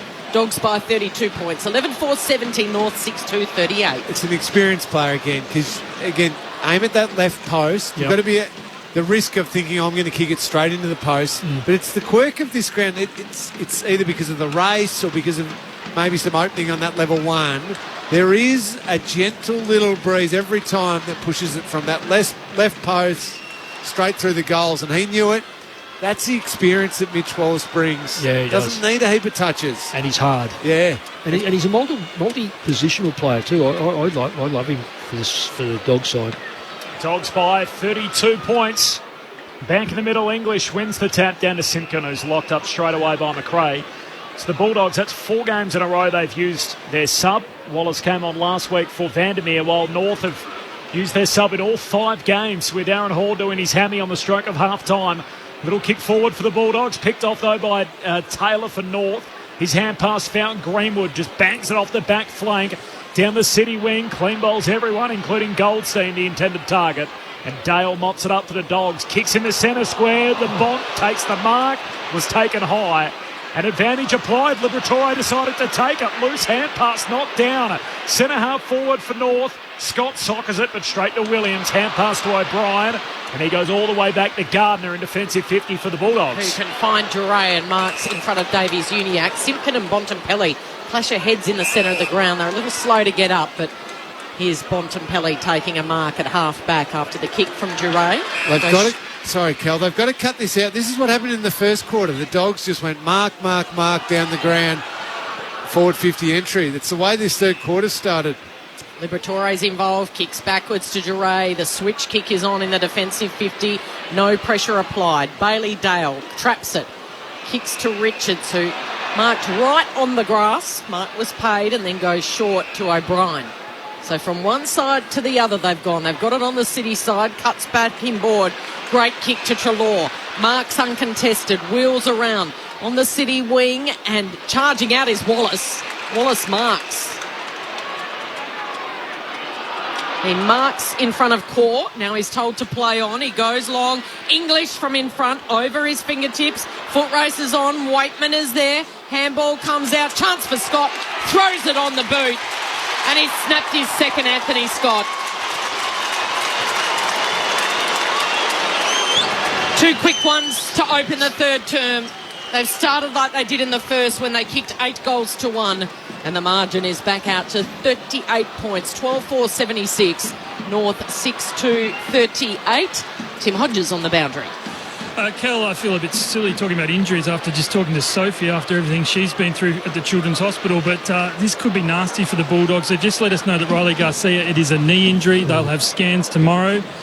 So you hold your breath a little bit for a guy who's already had an ACL and just so young in his career. It was his first year actually at the Bulldogs where he was recovering from the ACL injury. So yeah, he did come off and speaks to the doctor, and they took him straight down the race, and he hasn't returned. So it's a knee injury why he's out of this game. And the other one obviously is that it's very, very serious hamstring injury to Aaron Hall for the Kangas. So both medical subs are in for this second half. Good. Thanks, Hodgie. Bulldogs by 38. North with a centre break as Perez off the wing gets a hand pass from Simpkin, gives it back to him. The 1-2 with Greenwood. Simpkin to Larkey. Gardner up in front. Larkey waiting down behind. Grabs the footy, shoots goalward but misses. Out to the right or behind. The Bulldogs lead cut to 37. 5 played third term. Good chance there for Larkey. Still 0 marks for North Melbourne in this quarter. 13 to the Western Bulldogs. So if they're going to stop them, they're going to start pressing up and just stopping exactly that. Just a simple outlet. Dunkley takes the mark from the Bailey Dale kick. And now the pressure's off. They've got control of the footy. You can't get in their face like they did in the second quarter. They're just moving it down the ground far too easily. A couple of uncontested marks, takes it up to 15 now. So it's O'Brien that's got it. Goes long down the line around the city side. Norton flew, leaps.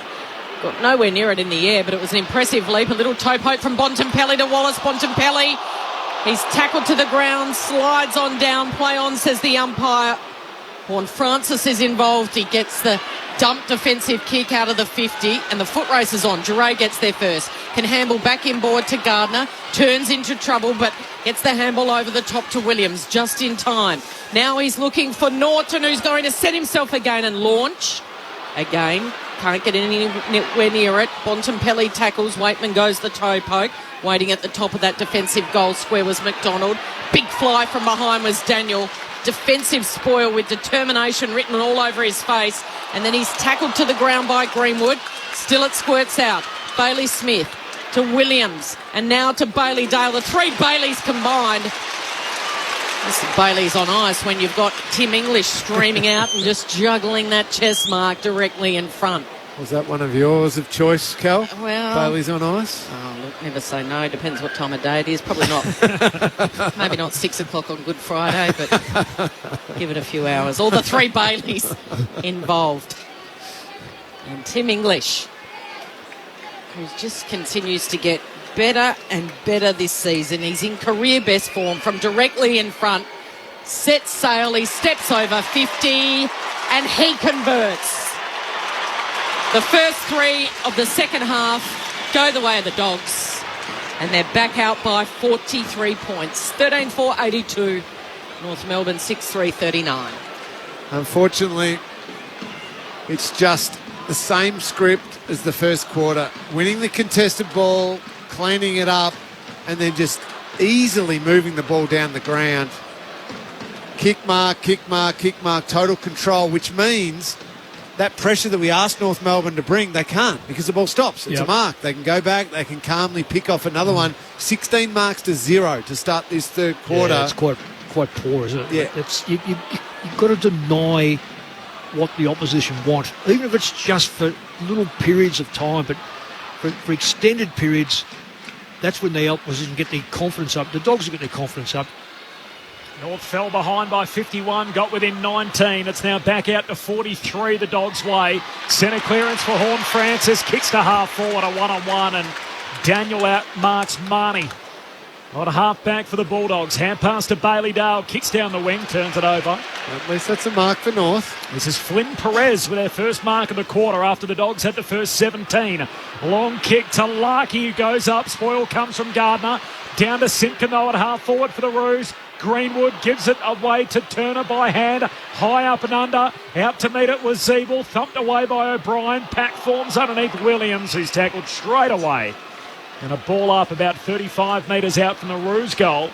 They're kicking to the Lockett end in this third quarter. It started well for the Bulldogs. They've kicked the first 3 of the term. They kicked the first 5 in the first quarter at that end. It comes the way here. Here's a chance for the Roos, and they've snapped a goal. They've snapped a goal off the boot of Turner. Yeah, very well done. Really good positioning too. That's probably the best they've been for a while in setting up. So it was Eddie Ford, in fact. Tom Powell, it was the sub, that's what's got me. The number 24, the sub's come on. And Tom Powell, my apologies, has snapped that goal. It came his way, just threw it on his boot. One of the North Melbourne boys just come off with a crook leg too, I think. I think Jack Marnie, it is, Mick. Yep. Just fell across his leg a little bit in the previous contest just before that goal from Powell. Nice finish by Tom Powell. Only had a fraction of a second to lay that one across his boot. Yeah, and really good. You may have mentioned about Larky, Lingy, and you're spot on. Just every time the ball goes up there, there's a contest. You know, you hang around his feet, you're going to get so many opportunities because the Dogs aren't big back down there. Back to 37 points, the Bulldogs lead. So Powell and Wallace both with a goal in this quarter. The 2 guys who came on as the sub at half-time off the back edge of the square. Good use from Bailey Scott as he laces out Stevenson. High half-forward, kicks for Ford, drops the chest mark. Comes through to Bailey Williams. Hand pass put Richards under the pump. Clever, Trelaw knocks it out to Hunter. And the pressure from Horn Francis trying to smother. And Hunter puts it out on the full. And the youngest man on the ground, the 18-year-old Horn Francis, can put it in the Larky direction. Sherry moves a few out of the way, can't take the mark. Falls down to Daniel, away to O'Brien, and now Dale. Back pocket for the Bulldogs. He kicks across the goal face. Out to a dangerous one-on-one. Bolson of the Lungy spoils. Close to the boundary line. Perez has got it. He's tackled. And a ball up right on the junction in the 50. Left half forward for North Melbourne. That's better. Just pressing up on them more. Don't let them have that outlet kick. From North Melbourne's perspective, that's what they must do for the rest of this game. Yeah, good clearance there by the Dogs. Going, good setup. And they get it on the outer side. Nigel Hagelin flies. Hasn't done too much this afternoon. Gets it off to the run of Scott, who delivers long down the line in a one-on-one. Norton and Mackay. They're happy to see it over at half forward. Hodgie. Kel, down here, Jack Marnie from North Melbourne, they couldn't even get that boot off his left foot to left ankle. That's the problem. They've taken him down to the room, so I imagine he'll get that restrapped. He was in a hell of a lot of pain. Riley Garcia has just come up from the Dogs' rooms. He's had the shower. You can tell he's had some tears, I think. So, yeah, you got a couple of hugs when he came up, sat at the back of the bench. You just hope and cross your fingers and hope that knee's okay. A suspected knee injury. So, working across half back here is Davies Uniacke, and a little give and go with McDonald. He gets it back, he drives it long. Mark almost taken by O'Brien, then he goes without it. It's stolen by Zeeble. Quick little hurried kick, gives it off to Powell, who then to Stevenson. He's just going to wedge the kick over the top. Larky gets there. Yeah, great work by Larky. He covered 50 metres, watching the play so he could still defend if he had to, and just presented and made a target. He was in the marking contest about 90 out from goal, involved in a follow-up, and then the moment he realised his teammate had won it, he sprinted to get there. Yeah. So terrific. Lining up for his first goal of the afternoon, Nick Larky. He kicked 2 in round 1, 6 in round 2, 2 in round 3. Goalless last week in Sydney. And he squeezes this one home and he celebrates with a couple of fist pumps. He's on the board. Their leading goal kicker from last year. 8-3-51, the Dogs 13-4-82. The Dogs by 31 points after 13 minutes of play in the third. I hate to feel like I'm repeating myself here, Mick, but gee, what a difference it makes when North are right up on the Bulldogs. Don't allow them to just easily control the footy. Yeah. And then the ball gets onto the ground and it's a 50-50. And then you can either win it, clearly, or if the Dogs win it, you can actually put some heat on it because they don't have control of it. It's not a mark and a slow play. And they look good when they're doing that. And then get it inside forward 50 quickly and they're dangerous. Lingy, one of the things about manning up or getting to the thing, it is hard work. Yeah. It is really hard work. It's gut-busting, but it's necessary. Dogs by 31. Free kick in the middle. Ruck infringement against Goldstein. English goes darting away. Hits up Jamara at half forward. Shanks a tackle. Hand pass wasn't good. But there's a free kick and it's coming back to Ugle-Hagan. Well, Bailey Smith has ducked forward. He missed him though. He was taken high by Perez. As Perez went to ground. And Jamara now is just going to lay it up in the Norton direction. The punch comes out the back, still alive for the Bulldogs. Dunkley overruns it. Behind him, Hunter wrapped up by Powell. Umpire circles. Ball still just pinballing around the pack of around 20. And in the end, the umpire says, I'll have it. Ball up, 15 out from the Bulldogs' goal. Dogs by 31 points, 15 played in the third. The Dogs did score the first 32 points of the game, and North playing catch-up since. Norton's tapped it down to himself. He's going to kick a goal here. That is incredible. Aaron Norton can do no wrong. Top of the goal square, in the ruck, flicked it down basketball slap style, gathered it on the bounce, snapped with his right boot at the top of the goal square, and he's kicked his third Mick Moldhouse on Grandstand AFL. Well, I was just applauding your call, Kel, when you said incredible. His follow-up was just brilliant. But, 4 North Melbourne players stood there watching and not blocking or not putting themselves in the road. Every now and again, you just have to take the ground to not allow anyone through instead of maybe reacting. And once you react in a back line, you are always a split second behind the play. Split second. You only need a split second, and Norton just shows you how to finish off. Fantastic goal. Oh, there was some token arm tackles there, though, wasn't there? Oh, shocking. Brilliant by Norton, but, yuck. Dogs by 37, midway through the third. Horne-Francis, middle of the ground, grabs the footy, kicks it to half forward. Zeeble the target. Bailey Williams spoils. Williams tries to chuck it on the boot. Davies Uniacke intercepts it. He's wrapped up from behind. Took on one tackler. Giray got him the second time. And a free kick for Doc Giray at centre-half bank for the Bulldogs. You have to take them on there. He had no clear target. I encourage him to do that. He was only a split second away from getting that hand pass out, but he had no target first up. Giray goes back for Gardner in the back pocket. Long kick down the city wing. Anthony Scott up in front. Fist comes at the back from Perez and out of bounds it goes. So a throw in between wing and half forward for North Melbourne. We're 17 minutes into the third term. It's the Bulldogs by 37. There is a second game still to come tonight, a doubleheader on Good Friday. It's West Coast and Sydney next. Goldstein thumps it down on the city side of the stadium. Running onto it was Stevenson. He delivers into that left forward pocket. No one can take it in the air. Richards handball. Ricochets the way of Bailey Williams, who gives it off to Bailey Smith, and he kicks long down the line where Ugle-Hagan's got it, and he can take off and kick into space. Mitch Wallace is going to lead Walker to the ball. He fumbles the first. He regathers. He tries to get around Basenavalangi. He keeps it short. Waitman takes it on the bounce. He's tackled. It's socket to the goal square. Now here's a chance for Lockie Hunter. He's going to handball it to Dunkley on the outside of his boot. He doesn't banana it well enough. His banana didn't have enough banana on it, and he missed it to the near side on the left. It was a good build-up from the Dogs. They lead it by 38. 14 goals plays, 8 goals after 18 minutes in the third term. I think young Waitman, his first quarter was magnificent, but he's had a different opponent and he hasn't changed his game. Young on the kick out, goes to the broadcast wing. Gardner got hands on it, can't mark but follows up. Hand pass to Hunter for the Bulldogs, away to McRae. Kicks him inside the forward 50. Jamara with the running start, no mark. Spills down to Bailey Scott of the Rouge. Short kick to Walker. The former Lion and former Cat, Big Josh Walker at right half back for North. It's the Bulldogs by 38. 18 played in the third.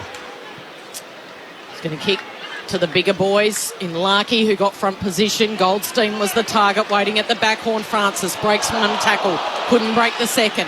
Handball. And now he follows up with a tackle that's in the back. Oh, the frustrations for the teenager from Christie's Beach in Adelaide bubbling to the surface. It's a free kick, but I don't mind it, Cal. Yeah. He went after Libba then, and Libba's done it plenty of times, and Libba's talking to him right now. Yeah. You can see it. He loves it. Libba drives it long. Libba's mate Wallace was waiting at the back. He thought he had it, then he lost it. And it's been held in here. It'll be a ball up. No, the umpire says play on, and eventually he'll blow his whistle. A ball up at half forward for the Bulldogs. They've kicked 4 goals to 2 in this third term. The margin is 38 points.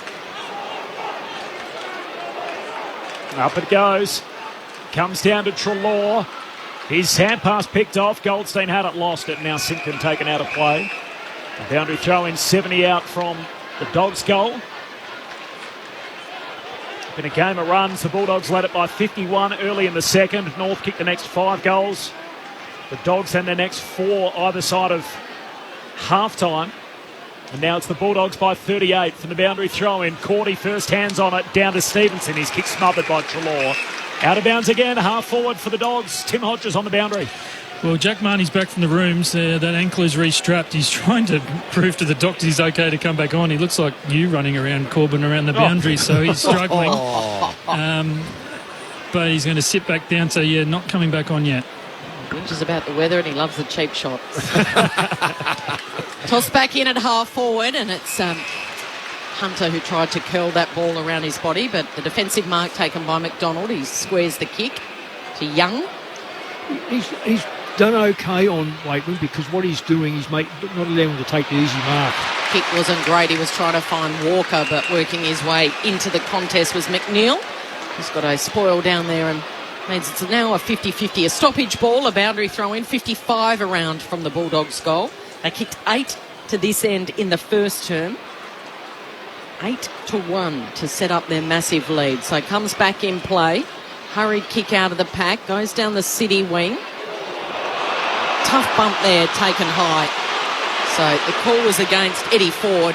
It'll be a free kick to McRae. Just watching Bailey Smith.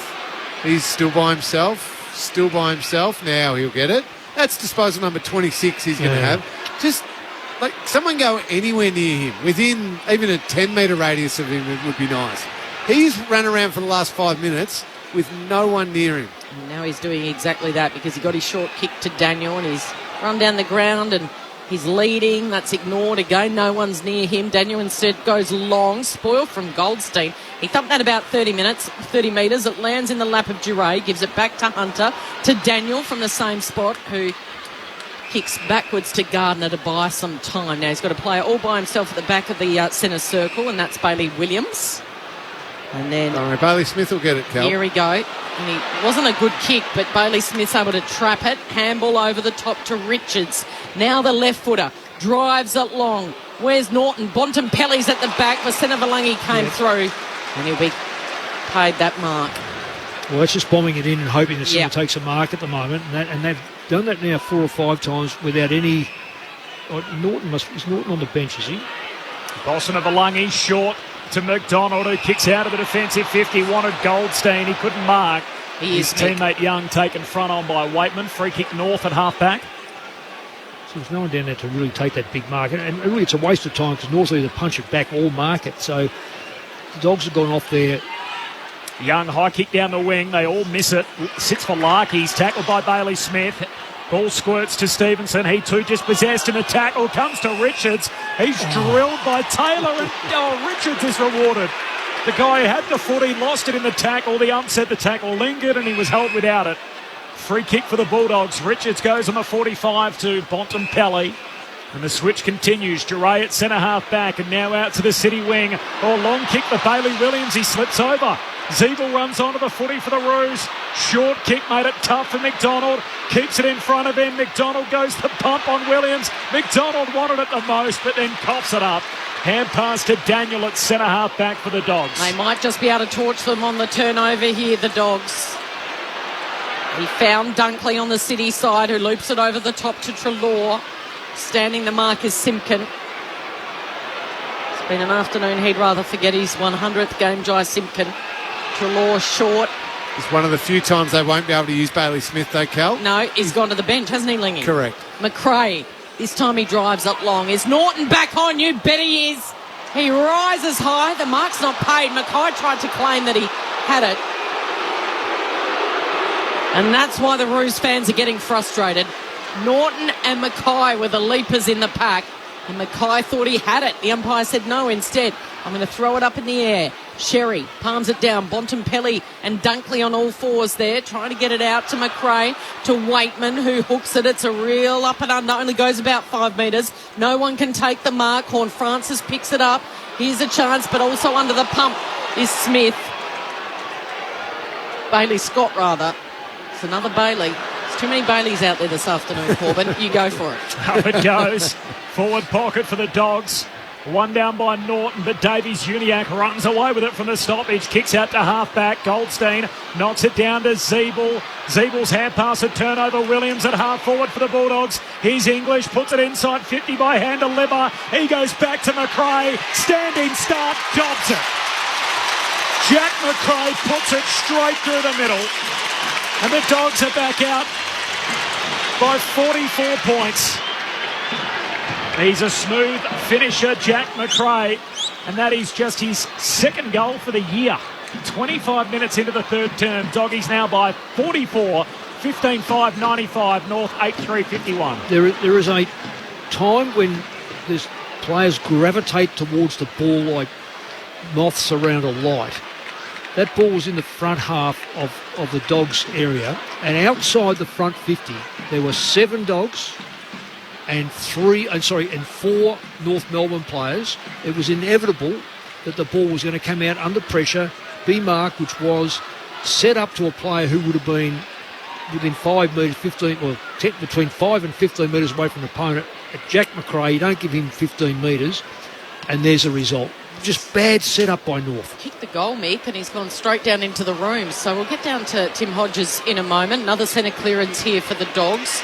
Waitman tries to tackle Young. Young didn't have it. Firing out the handball, and a lovely little step around was Hunter on his non-preferred. Brings it into Cordy. Now to Bailey Smith, who hooks it round the corner. Won't go the distance. It's punched away by Mackay. As far as Walker, who can handball off to Powell, the sub, who goes short. Davies-Uniacke, that's dangerous by Bailey Dale. Really sort of tunnelled him and got him under. And Davies-Uniacke strong in the air in a contested mark. Is a little slow to get up. It was worth. I suppose it's not 50, is it? It happened in the play. Yeah, it was in the marking contest. I think Bailey Dale did his best to not really I agree. severely tunnel him. So he kicked to Scott, who kicks to Mackay, who kicks back to centre half back where Paul's got it. And now they bring it round the dock side. Mackay, Young, Simpkin with a short lead. That's ignored. They're not moving this ball with a lot of confidence. Great spoil from behind from O'Brien. Came on Marnie, and now they pounce. It's Marnie gets it, rather. O'Brien gets it back, and then he kicks towards Norton. He's got to beat a couple in the air at half forward. It spills away Basenova-Lungi. Greenwood, short pass. Davies-Uniacke, and they can move it through the middle here, the Roos. Hand pass to Powell, the sub. He kicks for Larkey, who takes the mark, but he's a long way out. Inside the centre square. Going to have to go to Zeeble. He shook Richards and takes the mark, and Jack Zeeble continues to provide a target for them in those deep one-on-ones. It was interesting. I thought before the game, who is going to take Zeeble? And it would be a great lesson for Richards. He hasn't played a lot on the back line, although he's been pretty good for the Dogs. Gives him space, gives him speed, gives him left foot. But the one-on-ones was always going to be difficult. Yeah, they don't want him caught there. That's more Bailey Williams or someone like that. And even he's not that strong. For his second, Zeeble moves in, hits the post. You'd want him to finish from there, just left of centre, 20 out and behind. 8-4 to 15-5. It's the Bulldogs by 43 points as we close in on three-quarter time. Zeeble 1-1 for the day, playing out of the goal square. Dale with the kick in. Works its way to Duray. Around the dock side they come. So the Dogs' biggest lead was at the third minute of the second term, when they led by as much as 51 points, and North Melbourne kicked the next 5, got within 19. But the Dogs well and truly in control now by 43 points in the final minute before three-quarter time. Bulldogs coaches just making their way down to the bench, and the boundary throw-in's right in front of the bench. Goes over the head of English. Dunkley fires it out only as far as Stevenson. Finds a way through traffic and then delivers. Who's home? No one down there. Gardner went with it the first time. Then Richards is able to mop up and give it to Bailey Dale. Goes out wide looking for Scott. Scott might win it here. It's an interesting one-on-one with Perez on the outer side. He picks it up. He kicks towards Bailey Smith, who's going to take off. The long blonde mullet blowing behind him as he goes short to Treloar. Treloar, an awkward one. Picked up really well under pressure by Wallace. Kicks into space inside 50.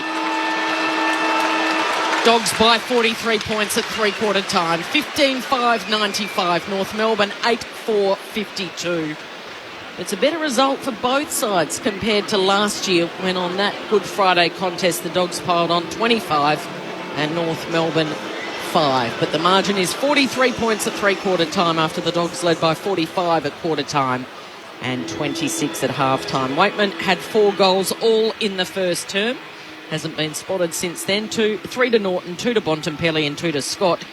And for North Melbourne, Ford has a couple. Let's get down on the boundary for the latest. Both subs are involved in this contest in that third term. Both subs kicked a goal. Tim Hodges. Oh, well, the concern, Kel, at the moment is with Jack McRae. I must admit I've never seen that. So the doctors, and they, just for our listeners, that both clubs get all camera angles down to the bench so they can recall any moment that they see that they don't like. So they'd obviously seen something with McRae, and I can only presume it's something that's hit him in the head. So he came off the ground after kicking the goal, and he had the doctor and the physio waiting for him to tell him he was going down the race. I watched him go down the race, and the doc and the physio were basically had an arm around him each to try and usher him down because he had no interest going down. But I can only imagine they've won out, and he's gone down. I think it looks like a concussion test he's gone to have. So no one was more surprised. Luke Beveridge arrived at the bench about 20 seconds after, and he looked around and said, "Where's Jack gone?" So, I can only imagine he's down there having a concussion test after something the doctors have picked up. You know, the funny thing is, Tim, you could almost say that if you keep looking at games of football, you would find multiple times where where medical staff would go, "Oh, look, we better have a look at that one." What I hope doesn't happen is we start to get... We've got to protect the head. I'm not suggesting for one moment. If it's very clear and clinical, you see it, you react. But when there's... you can walk around a corner and bump into someone.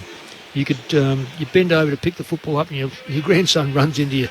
There's times in a match and in life where little clips happen.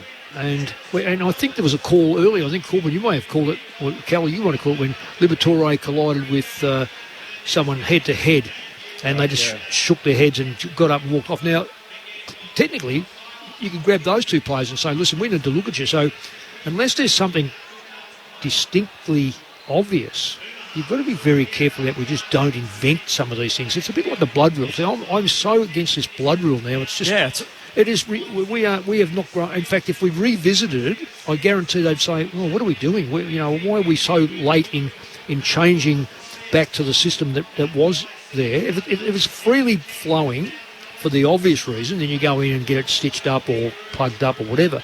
But blood these days it's not necessary to do it. So sometimes we grow up, and sometimes we just sort of stay in the same lane, so to speak." 43 points is the margin at three-quarter time. Jack McRae's played the last 79 games for the Western Bulldogs. It's the 5th longest streak in the AFL, having a concussion test at three-quarter time. Thoughts of Cameron Ling and Mick Malthouse coming up on ABC Radio, ABC News Radio and ABC Sport Digital. This is Grandstand AFL. It was the dream. The freedom of the ocean. This is life. Partying, surfing, starting a business with your friends. If you could find a way to sell paradise. It's selling an idea of summers that never end. We're making board shorts. We're going to be rich. Could you ever get it back? It's my company. You're salty, mate. What about loyalty, huh? Catch new Aussie drama, Barons. Sorry. Trader. Start Sunday, April 24 on ABC TV or ABC iView. The 2022 AFL Premiership season. Grandstand AFL. On ABC Radio and ABC Sport Digital. Wallace marks. He marks in front of Core. Now he's told to play on. He goes long. English from in front over his fingertips. Foot race is on. Waitman is there. Handball comes out. Chance for Scott. Throws it on the boot. And he snapped his second, Anthony Scott. Norton's tapped it down to himself. He's going to kick a goal here. That is incredible. Aaron Norton can do no wrong. Davies Uniacke runs away with it from the stoppage, kicks out to half-back. Goldstein knocks it down to Zeeble. Zeeble's hand pass and turnover. Williams at half-forward for the Bulldogs. Here's English, puts it inside 50 by hand to Lever. He goes back to McRae. Standing start, Dobson. This is the 2022 AFL Premiership season. On ABC Radio and ABC Sport Digital. Dogs by 43 at three-quarter time. The first leg of a doubleheader on Good Friday. It's West Coast and Sydney coming up. Clint Wilden heading up the call on Grandstand AFL at Perth Stadium. Hello, Clint. G'day, Corbin. 6 changes for West Coast for this game. So ridiculous as this sounds, it's almost a settled Eagles lineup in context of the season so far. Headlined by the return of their captain Luke Shuey and fellow premiership players Elliot Yeo and Jamie Cripps, with Cripps in for game 200. But the revolving door of key players continues to spin. Nick Natanui is out for probably 12 weeks with a knee injury, and Jeremy McGovern won't be playing under health and safety protocols. The Swans without a couple of keys too. Josh Kennedy's been rested. Buddy Franklin won't be playing because of the broken finger. A shame because it's a ground that he dominates at. But it does give another West Aussie and young forward Logan McDonald a chance to impress. It's one of the game's great rivalries, the Swans and the Eagles. Hopefully it delivers. We're expecting about 27 degrees and no chance of rain. Corbin? Thanks, Clint. Looking forward to it. Up next, West Coast and Sydney as round 5 continues. Dogs by 43 points. Final quarter action coming up. Quick take, Slingy. Quick take. I just had a look at the possession count here. 26 plus contested possessions for the Bulldogs. You've seen North Melbourne, 218 disposals for the whole game. That's about 70 a quarter. That is unbelievably low. So they just can't get their hands on the footy. They can't do anything with it. The Bulldogs can. I just, having watched Bailey Smith, I can't believe no one goes anywhere near him. Have they got a tag? Have they got someone who could... Well, don't even tag. Just play with some sort of balance on him. Yeah. 29 disposals to three-quarter time. Okay, here we go into the fourth term. The Dogs lead it by 43 points. And the Dogs are going to get it at half forward. It trickles that way. McNeil unable to control it. Bit of a scrap on. Applying a tackle is Young on Cordy. It'll be a ball up. The broadcast camera just in the rooms for the Dogs. Caught McRae walking by himself through the rooms. He didn't look very happy at all. We think that he might have suffered a concussion. From the stoppage, Treloar, hand pass to Bailey Smith to English, gives it to Hunter, now to Lever, 60 out, kicks for Jamara, ran underneath the footy, chance for Anthony Scott, goes without it, Norton doesn't, puts it through from the top of the goal square. Norton's got 4. And the Dogs have cracked the ton. 16-5, 101 North Melbourne, 8-4-52. 1 minute into the final quarter. Tim Hodges is on the boundary. Hodgie, any movement on the Jack McRae front? No, apart from the fact that he is so dirty that he's had to go and do this concussion test. So it is clearly something that the doctors have noticed on the monitors from a moment in that third quarter. He then went and kicked a goal, but after that they brought him to the bench and took him down to the rooms. He's look at him, he's prancing around the boundary right in front of me, guys. He asked the doctor before, how long have I got to go? So the 20-minute concussion test, the doctor said held the hand up 5 minutes remain, so he just has to sit the time out. But I think he's really angry that he's been made to actually do this. So he wants 30 plus possessions. Yeah, he gets angry if he gets below 30. Correct. Well, they've got a favourable draw coming up. The Crows, the Bombers and the Power do the Dogs. And they're on their way to a big win here this afternoon. Back underway in the centre. Treloar is tackled as he kicked. It was a high up and under ball. Landed at centre half forward. It's flicked out. Bailey Smith's involved. Off to Treloar again from right on 50. It's a thumping left kick. Left boot kick. And McKay on the last line is able just to, in fact it's Walker rather, gets his hand to it and a little low 5 to McKay, and they breathe a big sigh of relief. So Walker's got the job on Ugle Hagan, yet to trouble the score sheet this afternoon. Spins back in. Sherry is the ruck at the back, gives it to McDonald, and his blazes away, and it's chopped off by Daniel at centre half forward. Playing in front. All he did was play in front. Play where the ball was going to fall. Dogs by 49. Daniel drives it into the heart of the 50. Waiting at the back is Hunter on his preferred left step. Goal. Hunter becomes the 9th individual goal kicker for the Bulldogs. They've piled 17 majors on the board. And the margin is now the biggest of the afternoon at 55 points.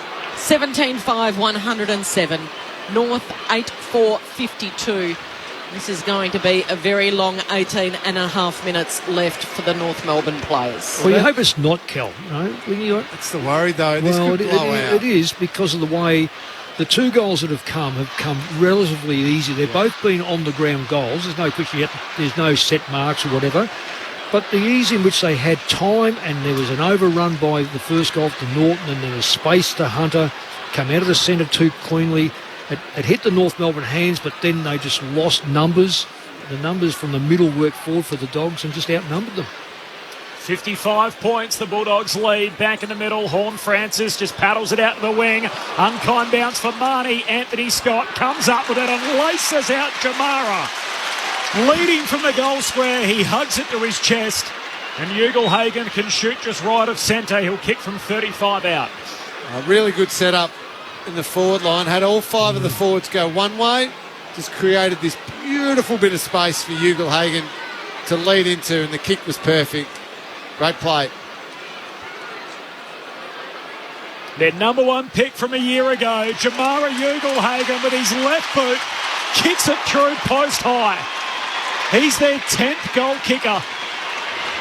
And any questions of their inaccuracy, they haven't been present today. 18-5, the Western Bulldogs. North Melbourne are 8-4. It's a 61-point lead for the Bulldogs. 5 minutes into the final term. Tim Hodges on the boundary. Corbin, so just an update from the Dogs. They've been good enough to let us know that, it was a concussion test they took Jack McRae down the rooms for. He passed the concussion test. He is fine. So he now has to, because he had to undergo the test, he has to wait the 20 minutes. So he's got 4 minutes left. So he's ready to do the warm-up and get back on there. I would just love to ask Mick, imagine if, I know this game isn't close, imagine if it was a close, plenty on a home and away game of footy, maybe a final, and your doctor, and we don't want to put the doctors in, but imagine if they'd done this and one of your prime movers is out of action for 20 minutes. Yeah, well, that's why you have, if you make the final, Tim, you'd like to think you've got 25, 26 players to pick from for start off, and when you pick the 22, that you've got the capacity to cover those players. You've got to let the doctor take over. You do, absolutely. So the Dogs have kicked 9 of the last 11, and now a little foray forward here from the Roos as Davies Uniacke kicks into the pocket and Larkey takes a mark. He's worked hard, Nick Larkey. He deserves another goal here. It'll be his second for the afternoon. His work rate up the ground's been impressive. Back to make a contest. Always presents. They know they've got a key forward for the next 10 years in Nick Larkey. No angle. 20 metres out. No problem. Larkey's got his second. 9-4, 58. The Dogs 18-5, 113. And it's a 55-point margin at the... Well, we've got about 16 minutes to play, Mick Malthouse. Well, I was just say, sorry, that was his 12th goal too, Cal, for the year. For a side that's been whacked, a couple of times, and he stood tall. That's if there's an Achilles heel for the Dogs, and that's it. Yep. They just lack that. Like I look at Port bringing Alira. He would have been a perfect foil for what the Dogs need. Especially with Alex Keith now being out injured for 6 weeks and out for a portion of time. That's where you can try and get them, absolutely. But we saw Lynch and Rewalt kick 6 between them last week against the Dogs. In round 2, it was Curnow and Mackay with 9. Yep, there it is. Between them, a couple for Larkey today. The margin's back to 55 the Bulldogs' way. Halfway through this final quarter, Bailey Smith another touch. Hand pass out to Dunkley. He releases Duray on the outer wing, kicks to Hunter, takes the mark on his chest. He's 60 out. Up against the boundary line, City side, looks inside forward 50. English had a hand on it. Slips out the back to Walker. He's a little casual. Hand pass put R2 under the palm. Here's Norton, stands up in the tackle and then swings it out to McRae. Hand pass to Hunter. Kicks to the top of the goal square. Taylor spoils it down the Bruce way. Davies Uniacke to Young. Sweeping hand pass to Powell, and he can kick short to Greenwood. Greenwood handballs to Basena Valangi, who felt the pressure coming, gave it off to McDonald, delivers straight down the corridor to Larkey. He's a long way from home. He's inside that centre square. He goes short. Waiting for it was Horn-Francis. Spoil came from Hunter. Horn-Francis went and got it again. Gave it off to Core. Now back to McDonald. He is a thumping kick. He kicks to a one-on-one. Goldstein was there. He's outmarked by Gardner in the pocket. Improved player, Gardner. Much improved player, Ryan Gardner, although that Not kick his has gone kicking. straight to Turner. And Turner can send it back inside 50. He's going to go in the pocket again. Again, the target is Goldstein. But it's thumped over the goal line and through for a minor score. Dogs by 54 points. I'll go to Gardner again. He's defending the ball in the air far better. He no longer looks at the ball, then the man. He finds the man, then he looks at the ball and is able to spoil it. And that's what makes him a better player. His disposal is still a bit iffy, but he's a much better player than what he was last year and the year before. Dale kicks wide to Giray, goes short to to Hunter rather. Hand pass out to Bontempelli. Kicks to Norton at half forward. It carries the pack and then runs past Norton and Wallace, the two chasers for the Dogs, and out of play. So a throw in, 50 out from the Bulldogs goal. Coming up, it is West Coast and Sydney at Perth Stadium. Clint Wilden, Ben Cameron, Sharad Wellingham, Shane Woden and Bridget Lacey, your commentary team. So that's our next stop. Doubleheader on Good Friday as round 5 continues from the boundary throw in. Sherry grabs it out of the ruck. Hand pass out wide is picked off by Bailey Smith. Kicks it deep into the pocket. Norton underneath it. Perez at the back. Thought about keeping it in. It's knocked out in Waitman's tackle and out of play. So a throw in forward pocket for the Bulldogs. Waiting for the crowd to be posted here under the closed roof at Docklands. I think 30,000's a pass mark. Have we got it? Go on, Kel. Tell us. What do you reckon? No, I'm asking you. Your special comments. I just call the action. Not about the crowd. No, go on. Have a guess. Well, 31.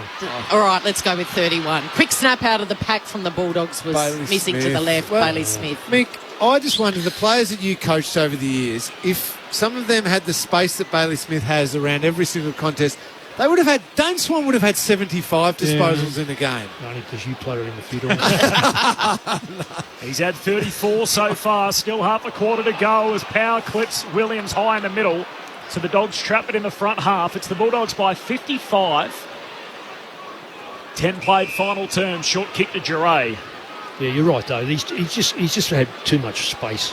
Giray inside 50. Jamara got up high, no mark. Down to Norton. He sockers it from the top of the goal square, but just misses. It's out for a goal kick. He's got a great leap, Jamara. 18-7 to 9-5. The Bulldogs by 56 points. 11 played in the last. Okay, so it's Bailey Scott that kicked it in straight down the ground, but again, the Dogs with numbers. Dunkley gives it off to Williams, who curls it to the top of the goal square. Who's there? Walker with a quick handball under pressure. And it's Hunter tackling Turner over the line through for a minor score. So a kick in here for North Melbourne. Cameron Lang. I've got a cheat for you, Kel. With all the Baileys playing today, yes. If in doubt at any stage, just call Bailey Smith. Okay. Because, again, he's still running around with no one anywhere near him.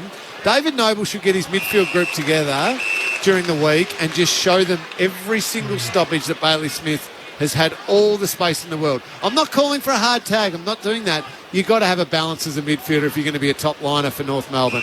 Larkey marks the kick out, goes short to Greenwood, who marks on the wing. Yeah, we got a couple of Scots, or the Baileys, and we have a Bailey Scott out here as Taylor takes a hand pass. Chips beyond the wing to Stevenson, looks inside a crowded forward 50. They're all back for the Dogs. And English marks uncontested. 20 metres out from North's goal. Hand pass releases Richards. Richards under pressure measures the kick to the Bont at half back. Bont wants to give and go quickly to Daniel.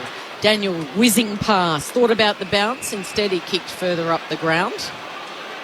And mark taken by McNeil short. He goes to Wallace. Waits for them to flood down. He's got loose players everywhere inside the centre square. Dunkley marks uncontested. Here comes Richards. Wheeling around the back, accepts the handball, drives it long, over the head of Waitman. Waiting at the back is Hunter. He's got to be core to it, then he shoves Core in the back. Empire gives him the benefit of the doubt, and it'll be a boundary throw in. Deep in the attacking 50 here for the Dogs. They've kicked 3 goals to 1 in this final term. Ball spinning back in. Goldstein straight down the throat. He gave it to Taylor. Taylor's high ball. 2-on-1, the Bulldogs. Comes the way of Williams. Bailey Williams lines it up and is offline. So that was 2v1. The kick out from the back 50. 2v1, set up perfect by the Dogs. North Melbourne have got to start to back themselves around the stoppages, so that gives them a chance, even though this late in the game, to actually score. After I praise their goal kicking, their last 4 scores have all been behind, so they've gone from 18-5 to 18-9. Bulldogs by 58 points. North working up to half-back, but Hunter threw it. He got caught. And they were all running alongside him shotgun, but the umpire was still awake to that, saw the throw. Free kick North at half-back. Larkey short to Davies Uniacke. Now, looking at the ball here, Corbin, and the Dogs had probably 8 back. North had 4 back. It's got to work harder. Greenwood in the middle takes the mark. Hand pass to Stevenson, runs into a dead end. Dunkley lays the tackle, holding the ball. Free kick for the Bulldogs in the centre square. Dunkley's going to take it. Swings his kick to the city wing. Ed Richards is off and running, up over halfway, just runs past Turner, sends his kick to Anthony Scott. Marks it half forward, wide out on the boundary line. Hooks it back to the teeth of goal. Norton flying, can't complete the mark. Still a live ball, 15 out for the Dogs' goal. Young's wrapped up by Cordy. And the ump says, I'll have it. 15 metres out from the Dogs' goal. It's the Bulldogs by 58. 14 played in the last. Waitman's got 4. He wants another one for a PB. Norton's got 4 down there as well, as Taylor was taken high. They needed the free kick there because if they were going to have a rush kick out of there, it was going straight back to the Dogs. They're going to come back inside forward 50. Dunkley gave away the free kick. So the kick up launch was from Bailey Dale, but he got in the back. So it'll be a free kick play on advantage here to the Roos. Target was Zeeble. Gardner got his hands to it, bounced straight down to Zeeble. There's only 2 players inside 50. One is Larkey and the other is O'Brien. O'Brien goes to ground and Larkey runs into an open goal and dribbles through his third. His third goal in a losing team has been a standout performance from Nick Larkey. He's kicked 3 of the Roos' 10 goals this afternoon, 10-5-65. The Bulldogs 18-9, 117. And it still hovers around that 50-point mark. The margin now 52, halfway through the final term. Cal, I just want you to mull over this question for the rest of this game. North Melbourne do an incredible amount of work in the lead up to this game. Their work with the Royal Children's Hospital is outstanding. But at what point does none of that matter with being given the Good Friday game, do you think? And it all comes down to their performance on the field. It's their biggest game of the home and away season. It's their grand final. They can't keep being uncompetitive in these games, though. Correct. Goldstein wins the hit out back in the middle. Greenwood's kick is partially smothered as it ricochets back into the centre square. Cordy whacks it out to Dale's advantage and the Dogs win it back. He gets it to Dunkley, kicks to his mate Treloar, no mark. Scott spoils for North. Down to Bailey Smith, though, the 1-2 with Treloar. Bailey Smith trying to break the Bailey Scott tackle. Hand pass to Liberatore. He's forced to paddle it to Juray's advantage. Horne-Francis bowls him over. Now Juray caught with the ball on the bottom of the pack, holding the ball. Free kick for Horne-Francis. He's like a savage dog, and he was fantastic. Horne-Francis, what a great competitor he is. I've got one for you off the SMS as well, Lingy, from Michael. It baffles me why the AFL keeps scheduling North on Good Friday. They're a great club, but a struggling club. It's a foregone conclusion. At least schedule a better game. That's the challenge. You want them to play in this game when they're a better team, and they're just so far off that right now. The margin last year was 128 points. The only close one they had was the first one, when the Dogs won it by 3 points in that thriller. North work it down to half forward from the stoppage that's been created there, though. It's the Dogs again at the coalface. McRae, hand pass to Juray, kicks to the wing. Dunkley marks, hand pass to Treloar, sends it to half forward. Norton arriving late. Strong mark, Ben Mackay takes the intercept mark back flank for North. Bulldogs by 52. Short kick, just made it to Perez. And then off to Core. Core goes out wide. He's putting Lockie Young under the pump here. He waits for it to bounce. Waitman is lurking. Waitman in a one-on-one. Waitman and Bontempelli comes in. And eventually it goes over. And Cody Waitman had a brilliant start to this game. He kicked 4 goals in the first quarter. He was on track to do a Josh Bruce and boot 10, who did that last year. Hasn't got near it since then, but he's desperate, Corbin. You can see him buzzing around. He wants a PB. He wants that number 5. They came early in the opening quarter as well. He's 4, Cody Waitman. For the boundary throw in, Liberatore on his knees. Hand pass to the Bont. Kicks deep. Mackay can't complete the mark. Wallace tries to soccer it through unsuccessfully, and it misses out to the right or behind. So what did I say? They were 18-5. They're now 18-10 to 10-5. It's a 52-point lead for the Dogs. Kel, without notice, what's the difference between quarter time score now? Both sides. Oh, look at you. First thing you did is look at the scoreboard. Don't put me under the pump when I'm live on air, please. All right. What is the margin the same, is it? 7-4 to 7-2. Right. Well, no, it's not. It's Mick. Well, it's close enough. It's been a long afternoon, particularly for Kangaroos. 9 goals apiece. Yeah. Aha. Now I'm with you. Thanks, Lenny. Scott Short on the outside. The Bulldogs just building again. Bontempelli as casual as you like. Over the top to Smith, who can top off his afternoon. Run in and miss. He'd actually jumped the net, you know. He thought he'd won the set. Would you say anything to him about his hair, Mick, if you were coaching him? If he keeps playing like this, I'd just congratulate him. It's a 9-goal lead for the Bulldogs. After I said they'd kick straight today, they have missed, 6 consecutive shots. Their last 6 scoring shots all behind for the Dogs. North work it up to the wing, but they've turned it over. Here's Sherry, wins it back for North. He runs into a tackle from McRae and a ball up City wing. I have got my joy out of watching this second half, just watching Bailey Smith, and continued my bemusement about the amount of space one man could have on a football field. He's had 39. Bailey Smith, and we're not done yet. And 2 behind. So you wouldn't say anything to him, Mick, about his hair. What about the billboards with the 6-packs that are out all around Melbourne? Look, you can't be their dad all day. You've got to be, well, you know, if you've got to... I'd definitely congratulate him for the 6-pack. Yeah, that's true too. Yeah. Lingy, on the other side of the coin, what would you do with Jaden Stevenson? Yeah, don't say clear him or something. I would demand he plays a certain way or he doesn't play. Yeah, okay. And if he's going to play midfield, you've got to be able to run both ways. Right, okay. And again, before any of the listeners jump up and you say you're talking tagging, I'm not talking tagging. I'm talking the ability to have accountability, to be able to play with a mindset that takes into account the opposition, not just go and hunt the footy at all costs. Here's Bailey Smith again. Possession number 40 on the wing as he kicks inside 50. Norton competes in front, spills down to Liberatore. Hand pass to Norton, 30 out. He snaps, he misses. Gee, this run continues. They've kicked 7 consecutive behinds, the Bulldogs. They were 18-5, they're now 18-12.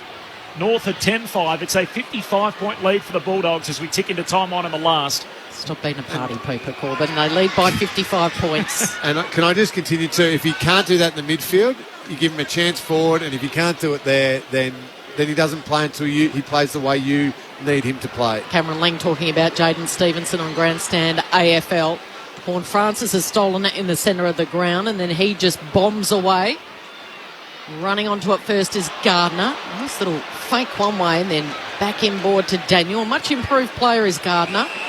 Daniel to Dunkley in the centre of the ground. He's got Short, Duray right in the centre circle. The centre Valangi with a little bit of contact a bit too late, but there's no 50 there. So Duray, Short to Liberatore, played more in the centre. And now McRae, who's back on, spears it, slips through the hands of Waitman. He'll be filthy. He wants a 5th goal. And it'll be a ball out. Ball up, 40 out from the Dogs' goal. We've got 6 minutes left in this contest. The Dogs lead it by 55 points. They had 10 different goal kickers today. They scored the first 32 points of the match, and North could never get back within 19 thereafter. From the stoppage, Bailey Scott clears defensive 50, but it's coming back. Gardner traps it in the front half, kicks to half forward, and here's Anthony Scott. He marks and he's held up by Boston of Alangi.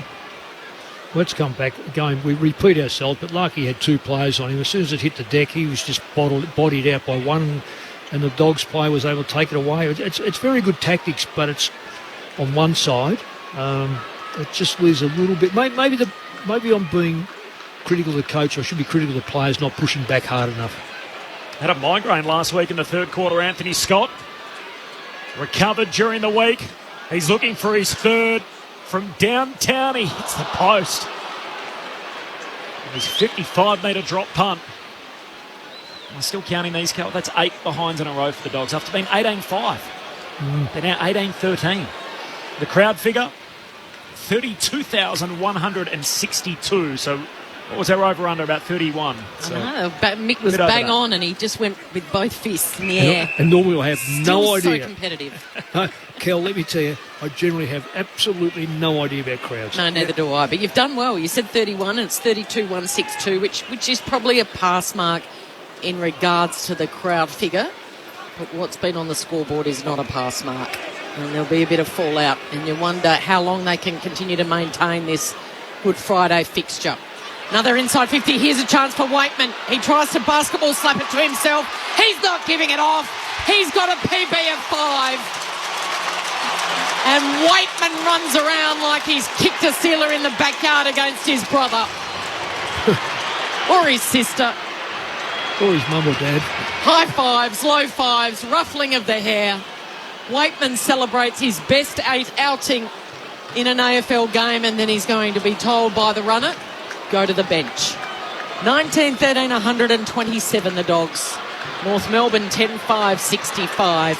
Margin is 62. Crowd is 32,162. And Kel, you mentioned that might be a pass mark, that crowd. Unfortunately, other numbers are perhaps not going to be a pass mark, because I'll throw a couple at you here. North Melbourne have had 135 less disposals to this point of the game and have had 60 less marks than their opponents. So Bulldogs have been able to do whatever the hell they want in this game of football. That's not a pass mark. They've kicked 4 goals, 8 in this final quarter, the Dogs, so it could have been much worse. In the middle of the ground, Simpkin gets a free. Hand pass to Davies Uniac, kicks to Sherry, no mark. And the Dogs win it as Daniel away to Richards. Hand pass out to Anthony Scott. He links up with Dale. Kicks off the back flank, the All-Australian half-back. Up to the wing. Davies Uniac wrestles it back. There's a free for a throw. As he was being tackled, looked like he got it out to Lockie Young, but free kick for Dunkley. He goes laterally to Bontempelli, trying to get a hand pass away hurriedly to Dale. His hand pass to McRae as he's in a bit of trouble. Spills down in the tackle to Powell. Hand pass to Simpkin, kicks it deep. And here's Larkey, who takes the mark, and he can go back for number 4. Deserves it. Yep, one of the few in the Kangaroos team who deserves something good out of today. He's worked so hard with a midfield that has just been destroyed, bringing the ball down to him. Deserves the 4. He's only on a slight angle, just right of centre. He skips in from 20 metres out, and Larkey has 4. All of them coming in the second half. 19-13, 127, the Western Bulldogs. North Melbourne 11-5 at 71. Bulldogs by 56, time on in the final term. West Coast and Sydney, our next stop on Grandstand AFL. The other player, Jason Horne-Francis, he has really busted his guts to be competitive. Yep. He's just been overwhelmed. He's a young player, 18, 19 years of age. And there's a few players out there that can actually learn a lot from him. And I'm looking right at number 2 in Jaden Stevenson. If you talk about effort, a lot of football that Stevenson's got has actually fallen into his hands. He hasn't really gone and got the football. McDonald on the half-back line is all heart. I thought Mackay has been very, very steady, or had goals kicked against him, but he's been steady. Francis with 17 disposals. Simpkin in his 100th has had 27. Yeah, he's had a crack. The Dogs take it out of the centre again. Here's a chance for Treloar. Steaming forward from right on 50 as he got it in his boot. He's offline. His eyes lit up, did Treloar, but he couldn't gobble up that major and get his first for the day. Instead, it's Mackay that marks in the back pocket. Drives it long. Turner to Spoil, down to Wallace, handballs over the top. Here's a chance, the quick-fire handball from McNeil to McRae. Now back to Richards on the left. Norton's going to set himself and launch and pull it in. Yes. What an absolute cracker. I hope he hasn't hurt himself. Aaron Norton grabbing at his lower left leg. Could be cramp. Yeah, he's cramp. stretching it. Ooh. Take a big, deep sigh of relief, Bulldogs fans. And that's the one he's got taped up, and sometimes that puts pressure on the muscle. So it was a top of the goal mark. square, 1-on-2, knee into the back of Mackay, and he takes it just before he lands on the deck and just grabs at that left calf that seizes up as he takes that mark. What a leap he's got on him. Didn't take it at his highest point, took it when he was off balance, just a few inches off the ground, directly in front. Celebrates as casual as you like because he's got a handful.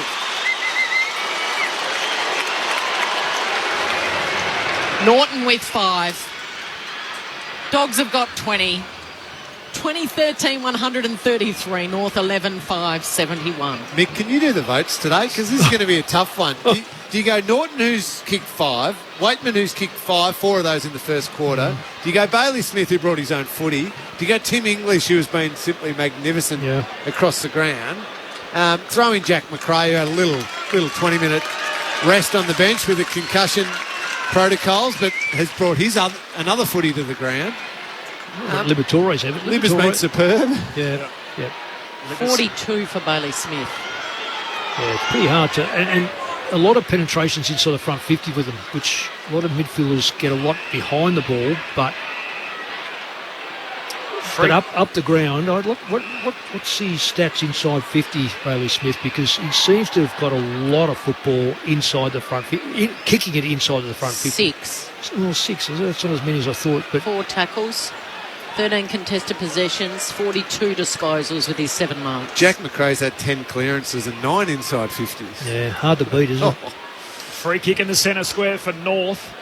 It's going to be taken by Tom Powell as the youngster just bangs it really deep inside 50. Juggled effort from Larkey trying to claim the mark. The ump says it was touched first. And a ball up. 25 out from North's goal. Don't put your arm out, Nick. You'll get a 50 against you. Yeah, I know. He's taken all that, That's his mark. Goldstein wins the tap down to McRae, though. Hand pass to Williams. Back into dispute. Forward to Horn Francis. His kick smothered. Now Giray just bangs it on the boot out of the defensive arc. McDonald back with the flight. Can't complete the mark. And it spills down to Hunter at half-back. His kick smothered. McDonald with the 1%er, and the ball's out of play between wing and half-forward for North. Teams are in for the late game between West Coast and Sydney. No late change. Jake Waterman, the sub for West Coast. Josh Kennedy, the sub for Sydney. Josh, don't think he's been around for a long, long time. I just wonder whether Josh has gone 1 year too many. It's an interesting sub. 2 minutes left to play in this contest, and it's the Dogs by 62. Here goes Bailey Smith. Can he add a goal to his 42 disposals? He makes it 43. He kicks to the top of the goal square and he kicks to the skipper. And Bontempelli swallows that up and says, thank you very much. He'll go back and try and kick his 3rd. Yeah, he said Ben Mackay's going to be a very good fullback, defender, which I agree completely with. At some point in time, though, he's going to lose his mind with how easy that ball comes down. And it's just getting pumped in there time and time again with zero pressure. Yeah. He shouldn't train during the week. He's done a pair of work today. Directly in front, Bontempelli celebrated as soon as that Sharon hit his boot. He's got 3. All the usual suspects coming to the party for the Dogs.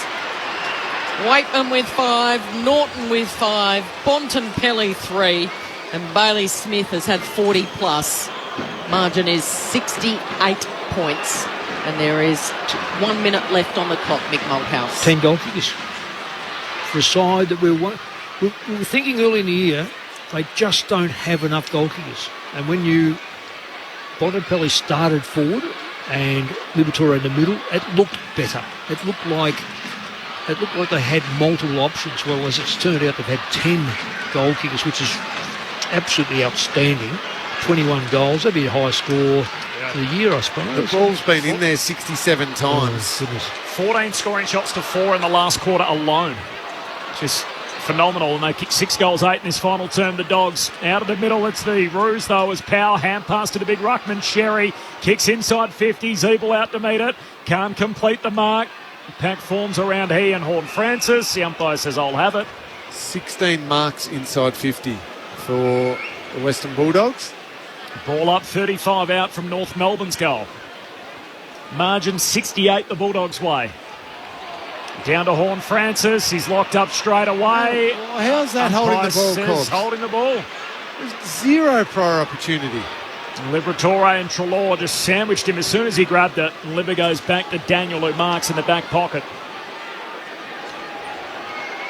32,162 the turnout as Daniel turns it over, kicks it straight to Zeeble, who marks it half forward.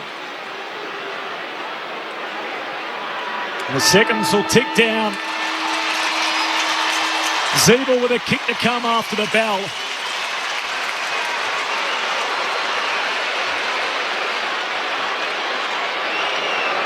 And Zeeble's going to line up the set shot regardless.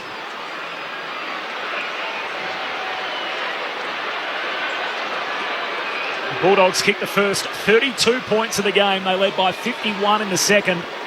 North had a run of 5 consecutive goals to get within 19 points, and from that point on, the Dogs put their foot down. He kicks a howler off the boot, and really that's the day in a nutshell. It's their marquee fixture, North Melbourne, but it's been a Western Bulldogs showcase. The Dogs by 68 points to run themselves back into form. We come out strong, Bulldogs through and Bulldogs fight and Bulldogs roar. We give our very best, 'cause you can't beat the boys of the Bulldog breed. We're the team of the mighty West. Finishes 21-13, 139. The Western Bulldogs beat North Melbourne 11-5-71, and beat is the right term. 10 goal kickers, 5 for Waitman, 5 for Norton, 3 for the Bond, 2 for Anthony Scott, and then singles for Jamara, Wallace, Hunter, McRae, Cordy and English. While for North Melbourne, Nick Larkey kicked 4. They all came in the second half. 2 for Taylor, 1 for Stevenson, Zeeble, Powell, Ford and Sherry. The Dogs by 68. Sons of the West, red, white and blue. We come out snarling, Bulldogs through and through. Bulldogs fight and Bulldogs roar.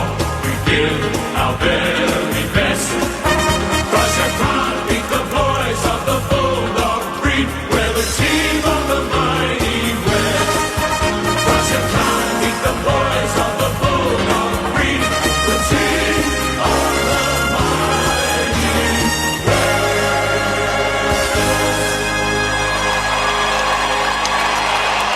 It's the Bulldogs' highest score of the season by some way. Their previous best was 90. Today they put up 139 points. 10 different goal kickers, 21 majors, 21-13 to 11-5. They do a job on North Melbourne.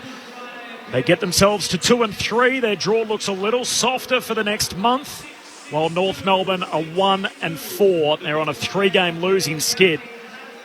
And that's a 68-point margin in the finish. Bailey Smith had it 43 times.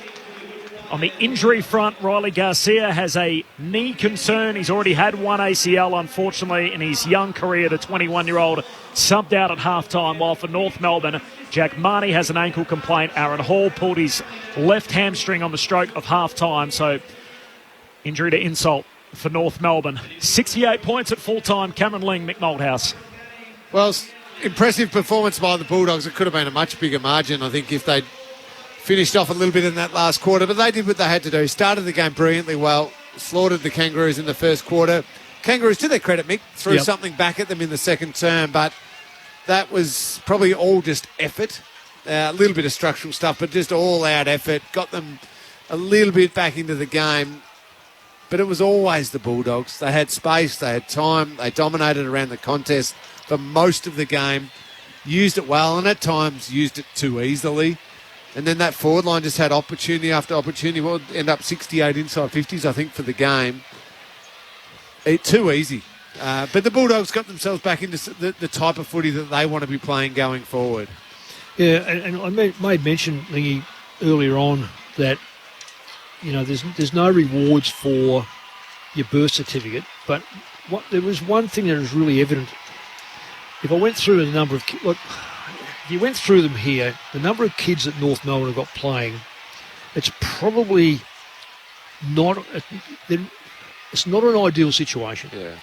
Because you've got Zeeble, who played forward as a senior player. You've got Goldstein, didn't start in the ruck. Simpkin has played his 100th game, whatever it was. There's just not, and Hall, well, he's now injured. There's just not enough senior players to be able to hold it up and steady the ship, nor you're still feeling these kids. Are they any good? Because for every 5 kids you play, I'd be interested to see what the average games are played by league footballs over the journey, perhaps through the 2000s, because there seems a lot of players that play 1, 2 up, 10 games, but you don't ever hear them again because they just simply don't make it. That's my very thing about the list. They're too shallow and too many players getting games that perhaps just aren't up to it. And the Dogs had to display it today. They did. And North Melbourne are clearly missing a Ben Cunnington in that midfield. Yes, that's one. It would make a world of difference as that great contested ball player, big body, smart player. And we hope, of course, that he gets the chance to come back and play some good footy. But that type of player, when you're so young anyway, and you're going through a real rough patch in the club's time, and they're trying to rebuild and they're getting these kids in, you need every one of your experienced players available and able to play. Callum Coleman-Jones.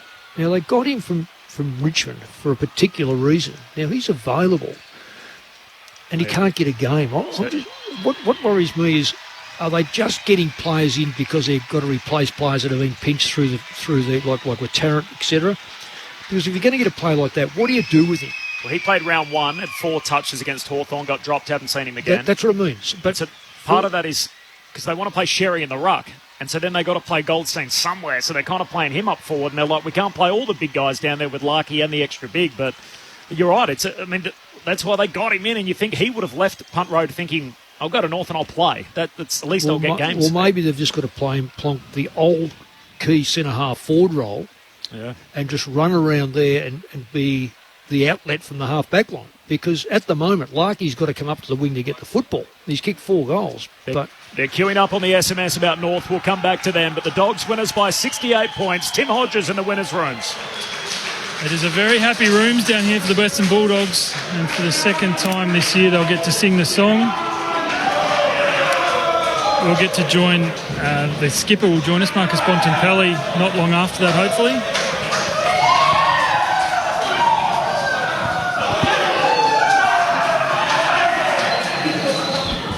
Tim O'Brien is absolutely copping the sports drink, and the Dogs will sing the song, guys.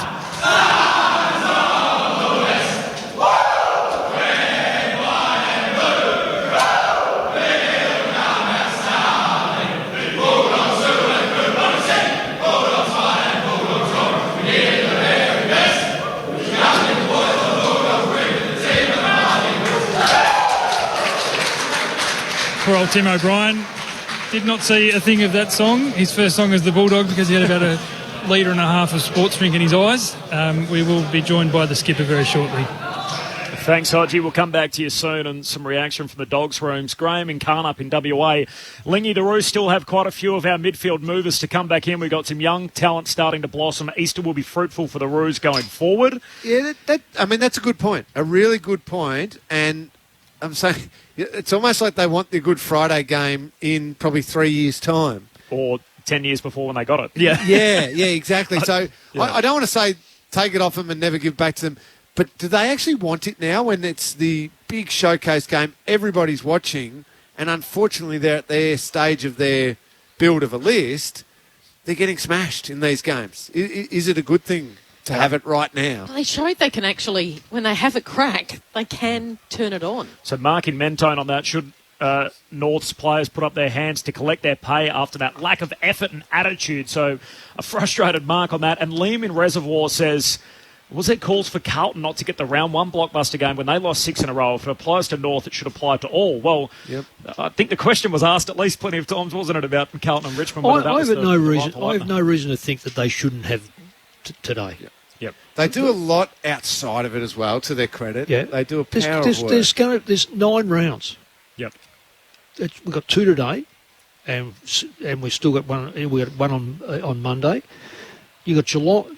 That's always generally a close game. But Geelong's form versus Hawthorn's form, that could be a write-off too. So Geelong might win that by 10, 12 goals. Yeah. So what do we say? Take Hawthorn away from that? I'm not 100% sure that it should be based on and you call it lack of effort. Look, there's a couple of players out there that I wouldn't have as fair dinkum. They wouldn't be in the club because they just sponge, and in good sides they'll be on the end of something. When they have to go and get the football, they don't.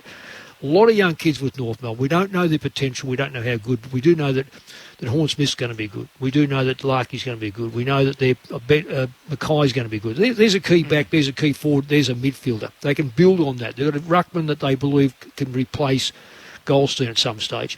What they've got to do is just put competitive kids out there, see what happens, and see if they can get it. I think once you establish a game thing like this, a Friday that says North Melbourne and the Dogs are going to go at each other, you've got to be in for the long term. That's my view. Yeah. Because I reckon a lot of the top clubs get handouts all the time. I'm a coach of a side that played every year that I was here at Collingwood in the Anzac Day. Yep. Now, is that fair? There's an award that says the Anzac Day medal. I always felt guilty that perhaps other sides should have shared that responsibility. We got the captain of the Western Bulldogs waiting for us. We'll pick that up again in just a moment, Mick. The Dogs by 68 points. Tim Hodges in the winners' rooms. It's a special day and great to have the captain straight after the song. Thanks for your time, Marcus. Can I just start with asking you about Tim O'Brien? He got the sports drink treatment. I copped one right in the arm. Rookie error to cop a sports drink, but he's a really popular fella. Yeah, he is. I mean, pretty stiff. I think he's played 100-odd games, and you're still getting the Gatorade shower, which is, Powerade it is now, I should say, for our sponsors. But don't say that at all on ABC. You look after me. But really popular. He's come across. Really good fella. Obviously come from a quality historical team in Hawthorn, giving us a lot, but just fitted in seamlessly. A special day for footy and for so many reasons, but pretty important to get the second win of the season. You must be happy with how it played out. Yeah, it is, and you obviously acknowledge that there's pressure externally. You know that as footballers with the highs and lows of the season. You have to acknowledge it and then just move past it, I think. And we spent a bit of time this week just acknowledging probably the things that we wanted to do better and how we could help ourselves do that. We felt like our footy over the last couple of weeks hasn't been too bad. We've just played good teams who probably capitalised a lot on our mistakes, and the second quarter was probably a little bit like that, where we started to turn the ball over, get scored against. But probably in this game, the thing we did better was just reset, come out after half-time and get probably a handle back on the game. We appreciate the skipper's time. I'll send you upstairs, Cameron Ling and Mick Malthouse. Bont, congratulations on the win and on the performance today. Just with your game, quickly, I think you only attended, might have been 10 centre bounces for the day, so spent a lot more time forward. Yep. Is that what we're going to see going forward over the next month or two, or was that simply just horses for courses? That's the way your matchups presented best against North. Yeah, a little bit probably just this week, but gives us a good look at something we can use going forward. I think it started with a bit of a conversation between sort of Bevo and I early in the week to try and give us a bit more leadership, a bit more stability down in the forward line. Obviously, I've played spits and spurts there over my career, and just with a bunch of young sort of small forwards, and obviously a young key forward in Aaron Norton who was sensational tonight, but just trying to spread the load a little bit to try and keep those boys engaged in the game, and we felt like last week through just sometimes lack of supply or turnover, the game can catch up with you a little bit. So it'll be a week-to-week sort of prospect. Obviously, we've got the depth in the midfield and the growth in, Bailey Smith, football Josh Dunkley's playing, Libba, Adzi, Jack McRae. There's plenty of depth there, so it's something we can look at. And I think just through injury as well, obviously not having Joshy Bruce there for a period of time now, losing Mitchie Hannon for a couple of weeks. So it's normally a week-to-week prospect, but I think based on the way we started, it might be something we look to and just ask a question of each week. Yeah, it certainly worked well today. I just wonder, as a whole group, and you being the captain and one of those key leaders, is there been a bubbling sense of frustration with the start of the season? And I mean that in that at times you've played really good football, but you've shot yourself in the foot as well. Sometimes goal kicking, sometimes wasted opportunities and little spurts for the opposition. What's the feel of the group been like and the role that you've had to play to calm everyone down and get back to the type of footy you want to play? Yeah, it has been. It's just about reminding each other, reminding ourselves of obviously the positives that we've, the way that we've been playing at different points, we haven't probably been able to carve out a four-quarter performance we've been really proud of. The Sydney game was obviously our other win of the season that, once again, we probably felt like we should have won by more and been up by more at certain stages, but still managed to grind that one out. And tonight was obviously a bit of a different story. We capitalised early on our opportunities.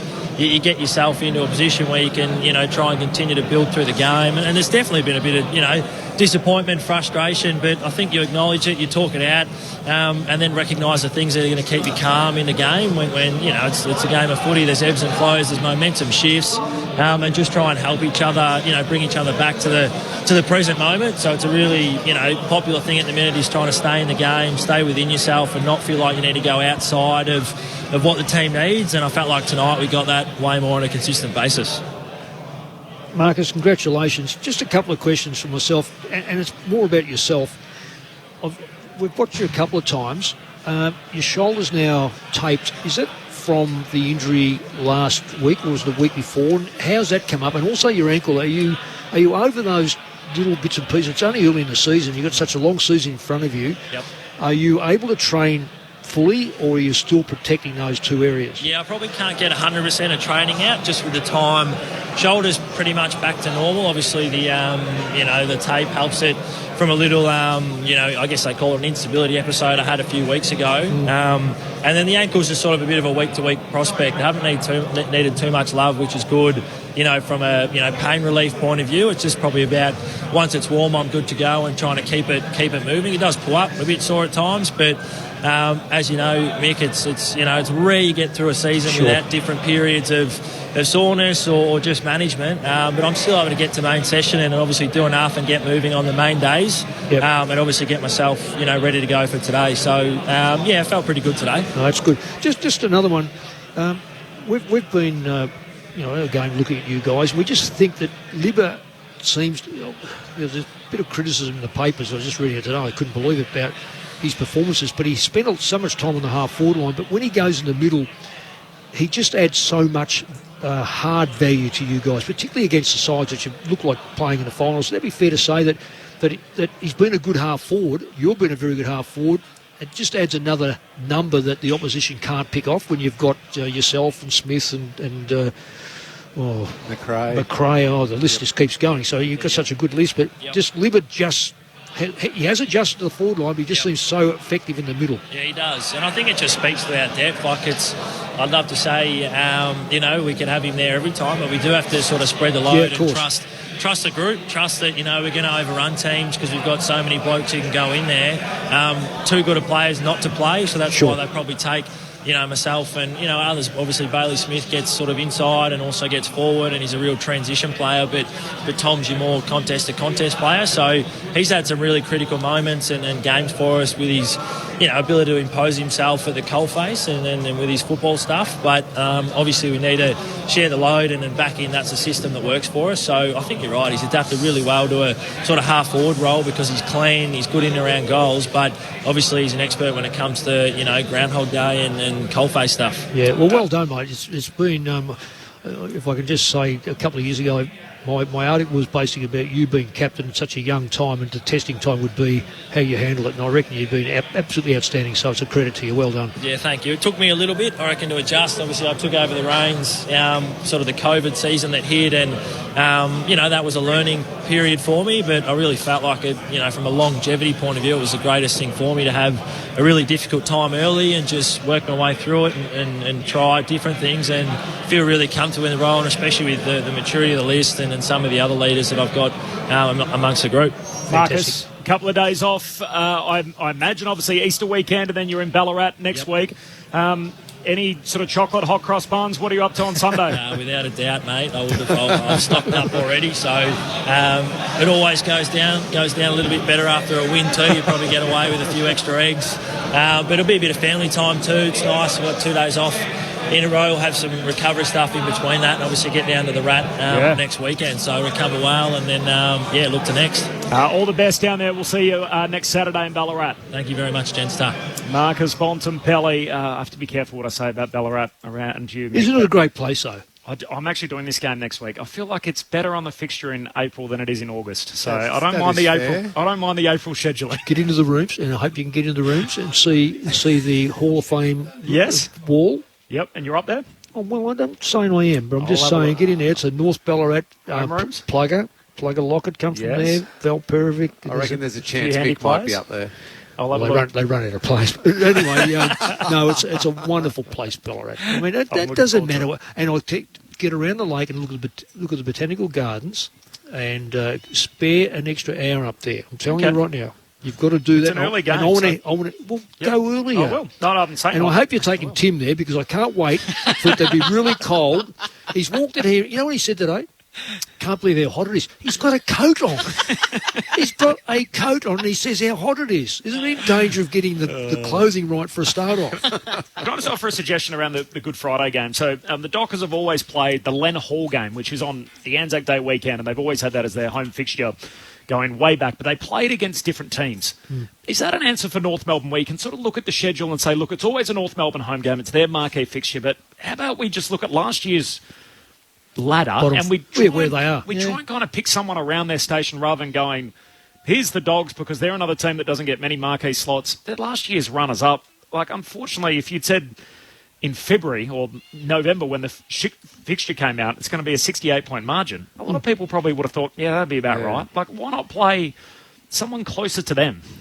It's a good fair. question. But, I mean, I've been hearing everything that Mick's been saying, everything our listeners have been saying through the text messages.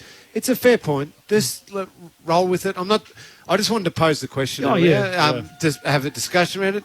Let's not take the game off them, but let's hope that they build towards being a really competitive team in the next couple of years and then a really good team. That the Horn Francis of the world and Phillips and these types of players get going and they become a really super competitive team and a really good team. And let's not forget it's last year's grand finalists against last year's Wooden Spooners. Yeah. So the AFL knew that when they decided to lock this in. That, this would be highly probable. Yeah, and the likelihood is next year, first round pick this year is going to be a year older, year stronger. Larky's already put on 5 or 6 kilos. Looks fantastic.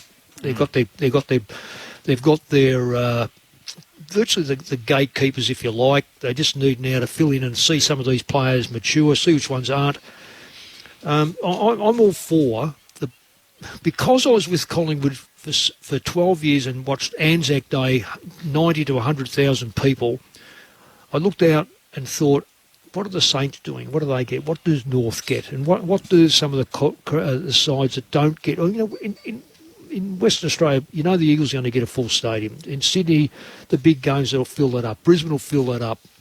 Geelong will fill their stadium up, even though it's down at Geelong. And is it their home game here against Hawthorn, or is that a Hawthorn game? No, it's a Hawthorn home game. Okay, so you know that's going to be it alternates. Right, that's good. That's good. And we know that Richmond and Carlton alternate their first Thursday night pre-one. That's a good policy that you might have there, Kel, that they've got to pick a different side. But I think second bottom, now I'll be wrong on this for certain, but I'm sure, but it might be Adelaide. You're going to really get a lot of Adelaide people here if it's North Melbourne, Adelaide. I think North Melbourne need 30+ thousand to say, gee, we've had a big crowd. Yeah. So perhaps it could have been another Melbourne-based side, but could have been Carlton or Essendon or something like that. Well, Essendon finished. Yeah. Well, maybe you're right. Carlton finished ninth around there, and Collingwood finished 10th or 11th. Well, I think 10th. So you're right. Perhaps that's the go. A Melbourne-based side, only for North Melbourne's sake. I just hate to think that we've got a great side, a great football club that's ignored, and this is taken off because they haven't been competitive. A lot of clubs go through this period, and my heart says. The mind says, look, let's maximise. The heart says, don't take it off North Melbourne. Tell me this. I mean, you coach 7 million games more than everyone else. When you watch David Noble in the coaching box, do you give him a tick for what he's doing so far? Are they on the right track? Well, I'm going to say what I've written. Last year, it took a lot of weeks. I did write that I thought that David Noble was coaching North Melbourne like Brisbane. And Brisbane are a totally different side. And when you've got a young side that's not capable of doing what Brisbane do, you're going to get exposed.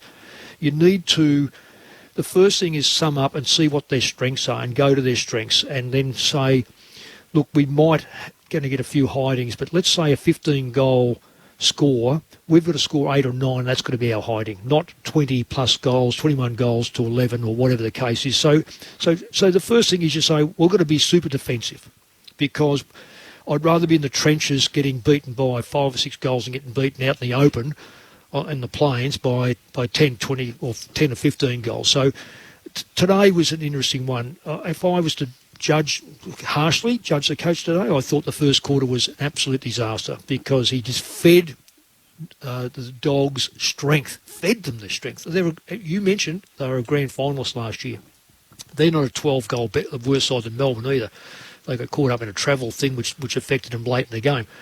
But you don't feed good sides their strength. So, and as Lingy said, they came out in the second quarter and started to tighten up and made it, but that was never going to last because they haven't got the quality to last. And they've got too many players that are passengers, so it's not going to last against a good working side. The Dogs have only got one player that doesn't work that hard, and he's trying hard. And whether they can absorb him, I'm not too sure. But no, I wouldn't pass him today, in honesty, because it's the start that you need to build your confidence. And you can't wait till quarter time to find your 8 goals down. In my book, I mean, it's been pretty harsh. I don't like, judging coaches too much because they know their side better than me. But just looking at the raw thing in front of me there meant you had to be ultra defensive. When you're at the absolute bottom of the rebuild and you're aiming to come out of it, you need your experienced players. So that judgment on him. No Cunnington, no Jed Anderson, no Tarrant Thomas, no Cam Zerha. Bigger, stronger bodies, quality players. Does that have to be taken into account when they're so young? Of course it does, Lingy, but the principles have to be maintained. It's okay. Yes, I totally agree. North Melbourne run to 13 or 14 players and then they run out of players. And if you take those 4 or 5 out, now they're down to 8 or 9 good players or 10 players that can play the game. It's vital, though, that the principles are upheld. And the principles are, it's okay running around trying to get a kick, but my man Bailey Smith is getting 40 possessions, I'm getting 25 possessions. Yeah, I look good, 25. No, you're not. You're allowing someone 40 possessions, but you can't. It's like running at 400 metres. There's one. You get to the last 100, you've got no energy or little energy. You've got to do your work in the first 100 to 200. And if game of football, you've established the game style in the first quarter that you want to maintain. Now, youth will run out. And that may well be the same score, but at least you give yourself a chance early in the game of being competitive and the public go, we've got something to hang on to. Bulldogs by 68 points over North Melbourne. The Dogs play Adelaide in Ballarat next Saturday in round 6. While North Melbourne, on the back of a 11-goal loss, they play Geelong in Hobart next Sunday, so it doesn't get any easier. The Roos 1-4, an ankle complaint for Jack Marnie and a left hamstring injury for Aaron Hall. Meanwhile, for the Western Bulldogs, Riley Garcia fears of a second serious knee injury. He had an ACL in his debut season. The 21-year-old subbed out of the game just before half-time. The votes in the ABC Footballer of the Year, we have West Coast and Sydney coming up shortly. There's no late change. Jake Waterman and Josh Kennedy, the 2 subs, that is. Josh Kennedy for Sydney, of course, playing against his namesake, but Waterman and Kennedy, the 2 subs, no late change. The Eagles and the Swans in about 3 minutes. Tried to handball these Corbs. I failed again miserably. There's a couple of blokes who are going to be very, very unlucky to not get a vote in this game, but lots of magnificent Bulldogs players, as you could expect. No North Melbourne are really featuring. Other than Nick Larkey deserves a little mention for his work rate, his effort with 4 goals. But one vote I'm going to give to Tim English in the ruck, 22 disposals. I thought his work rate was huge. His marking around the ground, his follow-up, he really set them up and he pushed forward hard. He dropped behind the ball. It really influenced the play. I thought he was terrific today.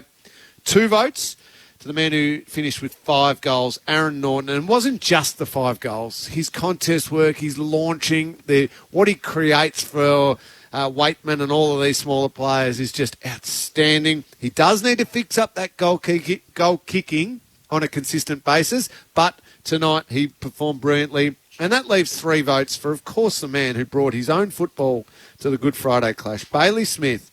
40 3 disposals and completely dominated the game. Despite the fact he had all the space in the world and no one wanted to go near him, you can only do what the opposition presents you with, and he dominated. 3 votes, clearly. We'll hear you on the lead tomorrow. Yes, 12-1. Looking forward to that one. With Clinchy and Rama. Sports Talk in WA. Mick, you'll be there with Duff and Clint. You'll have the fallout of West Coast and Sydney. Who wins that? I think Sydney, just because of the injuries. Now you've got McGovern out as well. That's through COVID. Yeah. But, I just think that... And to bring a lot of midfielders back in, their tongue will be hanging out halfway through the third quarter. Kel, you'll be on Offsiders on Sunday. I'll be there with you. So different start time, 10:30. We get an extra half-hour sleep in I'm because of happy the with that. election. Insiders going 90 minutes for the next 6 weeks, 5 weeks up to the election. Sunday on ABC TV. Quick little Easter plans. Lingy, I hear you're hitting the road. Off to Stawell. My wife is from Stawell, and the Stawell gift. So as soon as the lead... Are you running? No, definitely not, Cal. Thank you for why? asking that question, Just though. checking. No, they don't Just have. checking. They don't have an old, decrepit body part of the Stawell gift. I'll be doing the lead, and then I'll be jumping straight in the car and heading to the nice carnival with the kids and having a great old time and watch a few of the races. Nick, grandkids for sure. Not 15 of them, but we have 15 for lunch on Sunday. Yeah, so very it's nice. good. Yeah, won't catch up with the Tassie. Kane and his 2 with 1 on the way. One more. Another one? Yep. How many grandkids will it be? There'll be 10. Anzac Day due on Anzac Day. Wow. How's that? There you go. Have a good weekend, everyone. Same for you guys. Signing off from Docklands, the Western Bulldogs by 68 points. But we're not done here. West Coast and Sydney up next from Perth Stadium. Clint Wilden heading up the call.